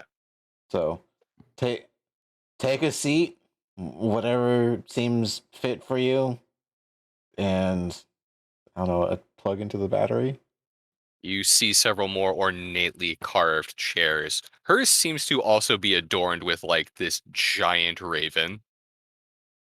Jesus, that's actually that She's sounds a 20th badass. level druid, but she's just so old she can't do shit. Oh, you said take Hey. a seat. Say no more. Hey, don't put it past the DM to do that to us. We already broke the 4th wall. Yeah. Don't fuck with me.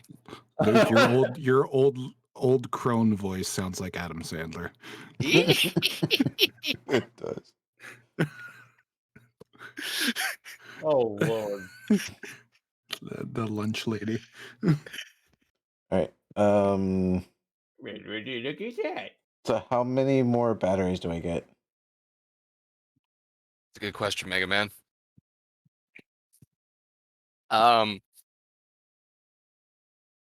As you see these, obviously the younger folks sit down first. I need Book.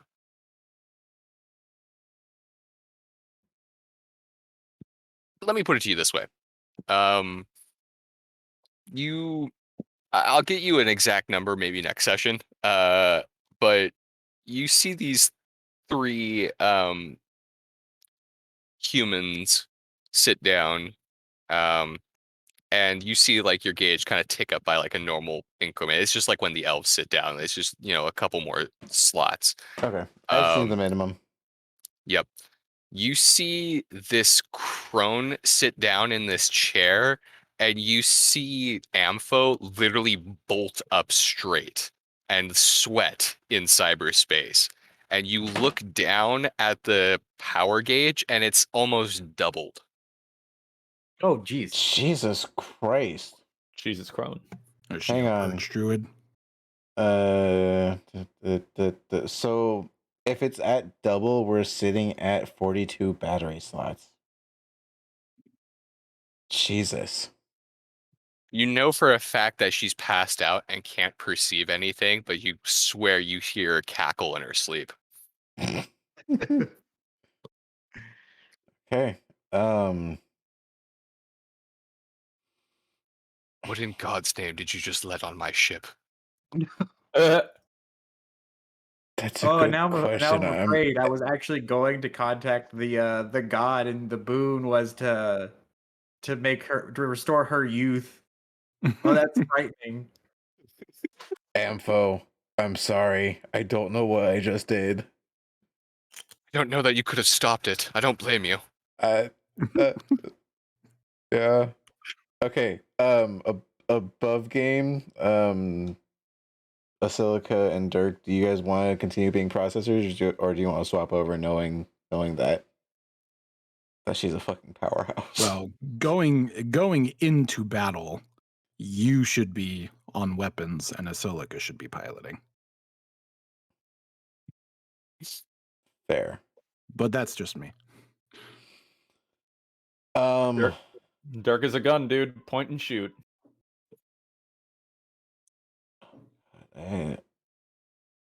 Okay. Because I can see myself being useful on both processor and battery. Actually, how many do we have that aren't magically inclined that came in? How many do you have that aren't magically inclined that came in? That came into the shock. That came directly into the room that we're Well, in for the. I don't think Shroud. we should overwhelm Luke with a bunch of people in the helm. I'm not putting him into. I'm not putting him into pilot systems. I'm putting him into processors, because No one else. The only people that, as far as I understand it, the only people you've allowed onto the bridge are the people who are magically inclined. Okay. Yeah. That's fine. As for the So- rest of them, the people in the courtyard and people under the bubble, I'm looking at an easy 500, I think. Okay. I don't want to do that because that's gonna. It's gonna overdo it. All right.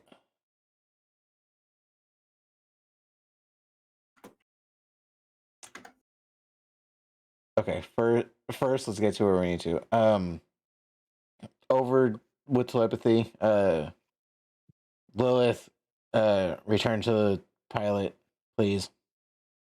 Okie dokie. All right. Let's see. Do we get any sort of like? Oh no, we wouldn't really get a map in here, would we? Yeah, I don't have a map made for this area. No, I'm not thinking of a map on Roll20. I'm thinking like we wouldn't get a map from like Amph or something like that. We would just get whatever we're seeing, right? Basically. Okay. Lilith, show us what direction you came from. Let's stop us before we get too close.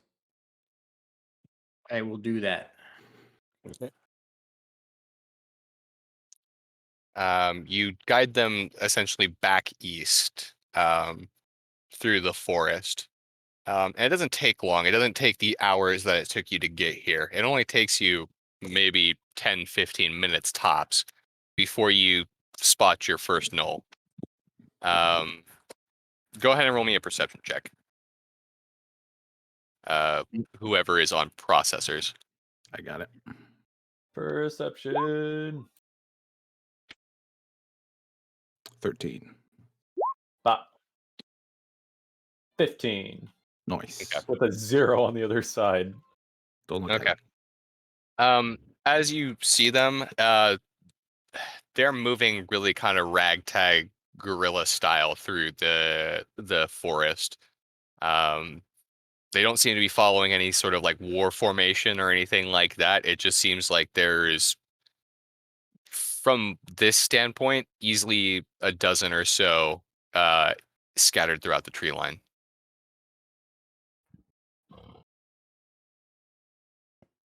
But we're at a spot where we're not really getting into combat yet. I mean, you're just a door. Fair. Is it Alright. is it a tree line or a mushroom line? Mushroom line. They are mushroom trees, yes.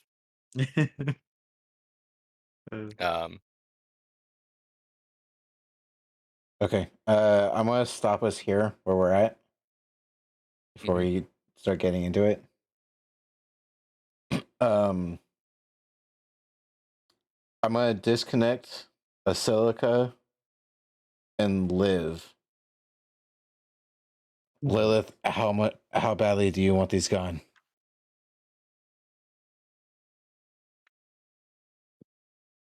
I mean, they burnt down our village, but it was only temporary. Do you want revenge? I mean, I didn't lose anyone, right, Luke? as far as you know, your people are very capable. I mean, there was a lack of food. No, I'm good. Oh, wait, what? There was a much lack of food in the area. And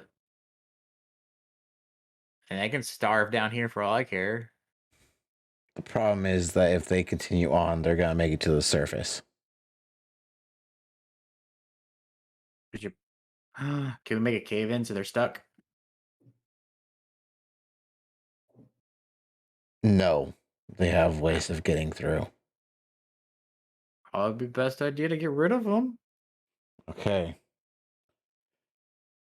I'm sorry for this, As you say that, Tyrion, they have ways of getting through. You feel the ground shake and a roar in the distance. Yep. As soon as I hear that, I disconnect Asilica, Liv, me, and Lilith. Asilica, take the helm. Liv, Got it. you're with us. We're on processors. I forgot about the dragon. So, with that being said, we got Kark, Liv, Lilith, Dirk, Salim, and me. So that's what, 6 processors Mhm. and a pilot. All right.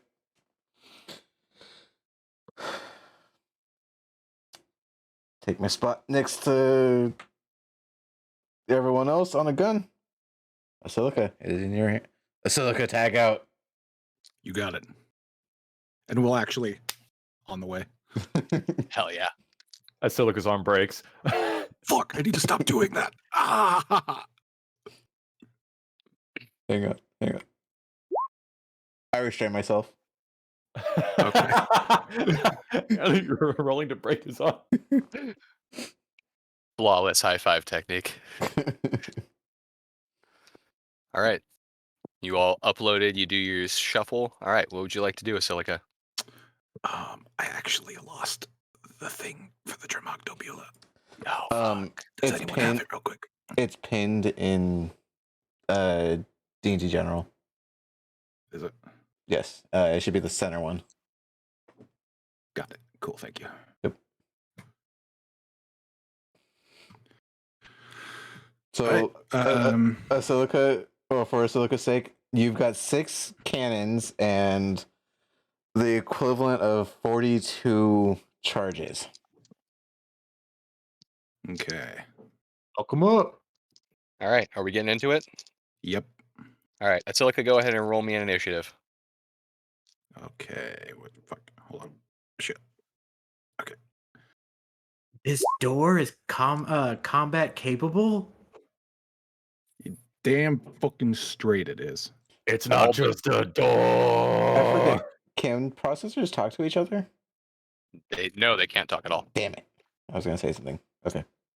Actually, I don't remember. Ooh, No, I 2-5. think I did have you and Kark talking to each other. You Yo, just fuck hear it. I'll say yeah. You can talk to anyone who is also in your role. Okay. fucking Dirk just goes ghostly.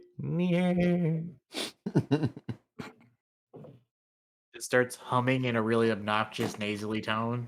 No, you just hear on repeat. Jesus loves me. This No. Tyrion's gonna face Lilith when we're told to fire as much as you possibly can. We'll clear these out. We'll clear these out. All right. Okay, so the sensors are still up, yeah, with Dirk. Yeah, Dirk is keeping sensors up. Anyone else, you can roll in. Actually, everyone, give me a fresh perception check. Anyone who's a processor. Is that not me? No, you're a processor. Oh. Well, you know what? I got one of those. I'm I'm gonna No, burn I'm an not. inspiration. Oh, No, you're not. Well, I mean, you did, but All right. Yeah, with a oh. I'm gonna take the higher of those ones. So yeah, you have optics up. You're seeing in 360 degrees times 6, and yeah, you make out a good 24 or so gnolls in the tree line. okay. How close are they to each other? They're pretty spread out. They're maybe several feet above game. This is a horde mechanic. Gotcha. Okay. I need water. I'll be right back. Yeah, go for it. How close are we? I say you are we'll say a good 75 feet off. Just outside of their dark vision. Cool. Tyrion, cast chain lightning. Chain lightning. Okay. I don't So- have chain lightning ready. So what am I rolling? So while you look that up, you're not commanding Tyrion to cast chain lightning. You're commanding your processors to cast chain lightning. Well, okay. Chain lightning then. Yes, No one's specific. that is correct. I also don't have chain lightning up, so if someone can throw that up in chat, that would be amazing. But I just grabbed the book and did it. Cast time 1 action, range 150 feet, instantaneous. Creature, you create a bolt range towards do 3 bolts, leap from each target to as many as 3 other targets. Each target must be within 30 feet of the first target. The target must make a dexterity saving throw or take 10d8 lightning damage. On a fail, take 10 half as much. 10d8 lightning damage, you say? Yes. Excellent. So I'm going to need everyone who is a processor to roll me 10d8 lightning damage, I'm sorry. Repeat that. and I'm going to need to roll 6 saving throws. Jesus Michael, you're welcome. Yeah. What That- did- you- how many D10 am I rolling? 10d8. 10d8. Oh, but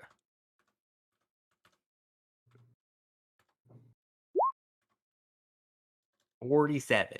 Holy shit.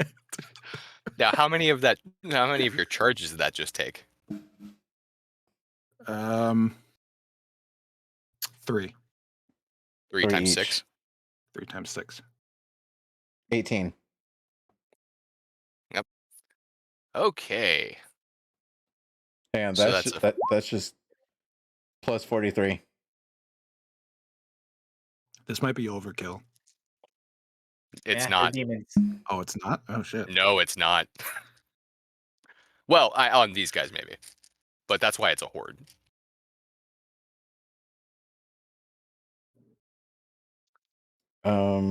Dirk is still using his sensor. I am. No, that's fine. That's Dirk is sensors are passive, so you just Oh. do that. Oh. So Dirk, so roll 10d8. Dirk will roll 10d8. Holy shit. Hold on.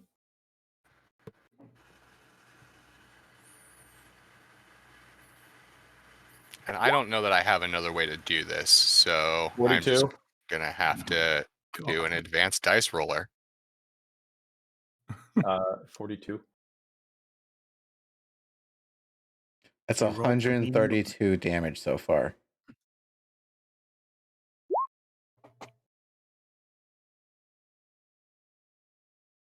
Wow. 200, 280 damage. Wow. So Just wow. Goodness. you see this lightning arc out amongst all these knolls, and it sort of bounces between the lot of them, and the lightning arcs off of them again and again. It's creating this like huge circuit board feedback just off of the sheer amount of magical energy you're pouring into the horde of these gnolls. I need my own calculator. Calculator. Calculator.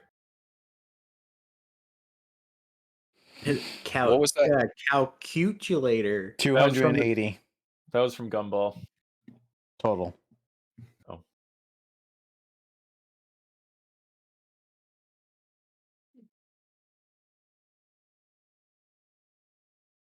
Okay. Yeah.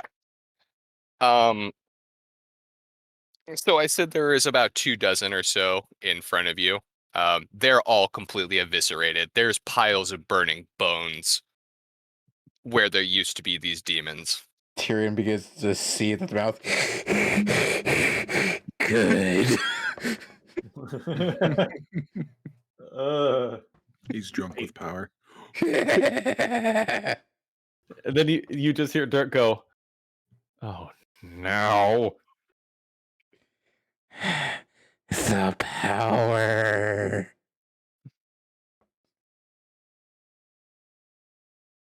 Fucking Dirk chucks a cross at you. And as you let out this arcane energy, as Tyrion begins foaming out the mouth, there's just the faintest of sounds amongst the silence of the deck. You hear the slight cackling of an old crone. And then you all feel a low rumbling sound, followed by a cacophonous explosion of rocks somewhere out in the distance. And all of you in the back of your mind, you hear screaming, "Where the hell have you gone?" And you hear this enormous, monstrous roar fill every echo of the every inch of the cave. Oh. And that, I believe, is a good place to end the session. Well, goodness me, that was a fun one. Took some turns that I never expected. They always take Like turns I being- never expect. Like being talked to by the fucking god of yes. Again, I'm sorry that he is an asshole. I wasn't mad at you. I hope I didn't offend anyone. Hey Tyrion, I saw your guy do a thing to my guy. That was fun.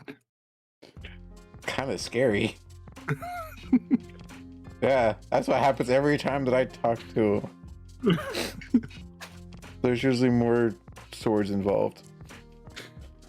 Yeah. And then I went to hang out with his wife.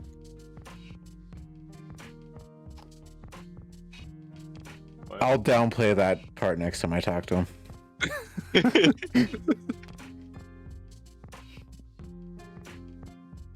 I was hoping you picked that up at the end, just like, so you're a Silica, huh?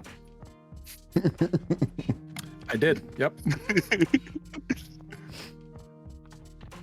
Hello, my name is Asilica. I plow your wife because you can't. Well, it's still undecided if I plowed his wife. I'm pretty sure after that, after that dream, that's implied now. Okay. Well, Yeah. Just going off of the fact that that's what's implied whenever Tyrion has those nights or those dreams. just because you wake up naked next to a person doesn't mean anything happened. Okay. Usually safe to assume, though. Oh, dear God, Luke. This one goes up there with the greats. I hope you guys had fun. I felt like a real asshole. I was like, there's so much Deus Ex Machina happening. No, the smile I had across my face with that whole situation. I was laughing the whole time. Yeah, Oh, good. that was. Yeah, that was fun. And above game, yes, you guys did everything right. Like, you rolled and re-rolled and re-rolled, and finally Deus is like, all right, fine, fuck it, I'll take care of it. Damn fucking right. He should. I mean, if you're not gonna actually help us when we need it, there's the door. I will gladly walk through it, you son of a bitch.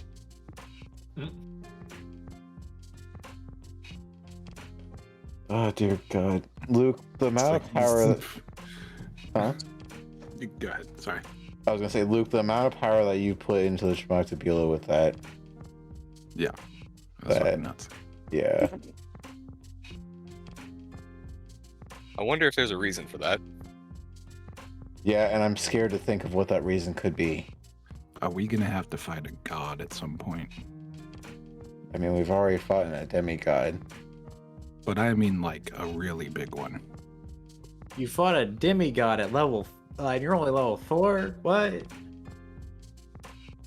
And correction, Tyrion and Mac fought a demigod. Asilica was off talking to. Yeah, Asilica was in a meeting yeah. with Daddy Cthulhu. I need to go and figure out what the hell happened to my popper. I still have that. But in other words, hi chat. How you doing? Yo. You guys are having fun with this horrifying power fantasy. Yes. Well, yeah. So that's gonna do it for us tonight, as far as what we got. Let's. Our new crewmate? Question mark. We'll start with you, Garrett. He's in both campaigns now. Yay! I am the Gear Golem at twitch.tv/the Gear Golem, where I say random shit. He does. I've heard it. And we have fun with it. Well, you Oh. have fun with it, and that's what matters.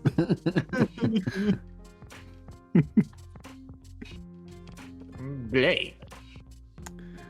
You can't find me. I'm sorry. I'm invisible. I don't exist. But maybe someday. Maybe someday I'll be a real boy. Zed. He left. What happened? Luke.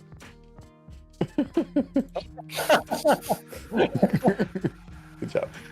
You can find me at twitch.tv/Zed, where I do games sometimes, except not recently, but soon again. All of that. Yes. Our glorious DM, Luke. Hi guys. I've been pondering this, and I think if you were able to use the corn as an arcane battery, technically the Tremoctobilo would become fueled off ethanol. Nice. So, then I'd have to worry about the gas companies coming and killing me. Cool. Magic is weird. It is. That leaves it with me. Animal Spin 1025. Find me there almost everywhere now. At least as far as the internet goes. If you've missed this live or in the VOD, this will be up on YouTube shortly. I'm gonna start the process once we end. Yeah.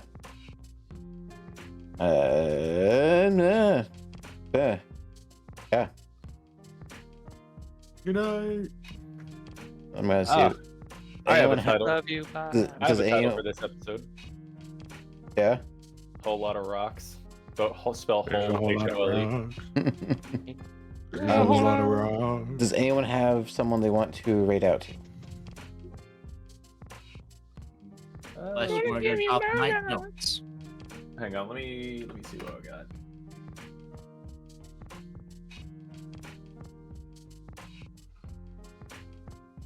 Nah.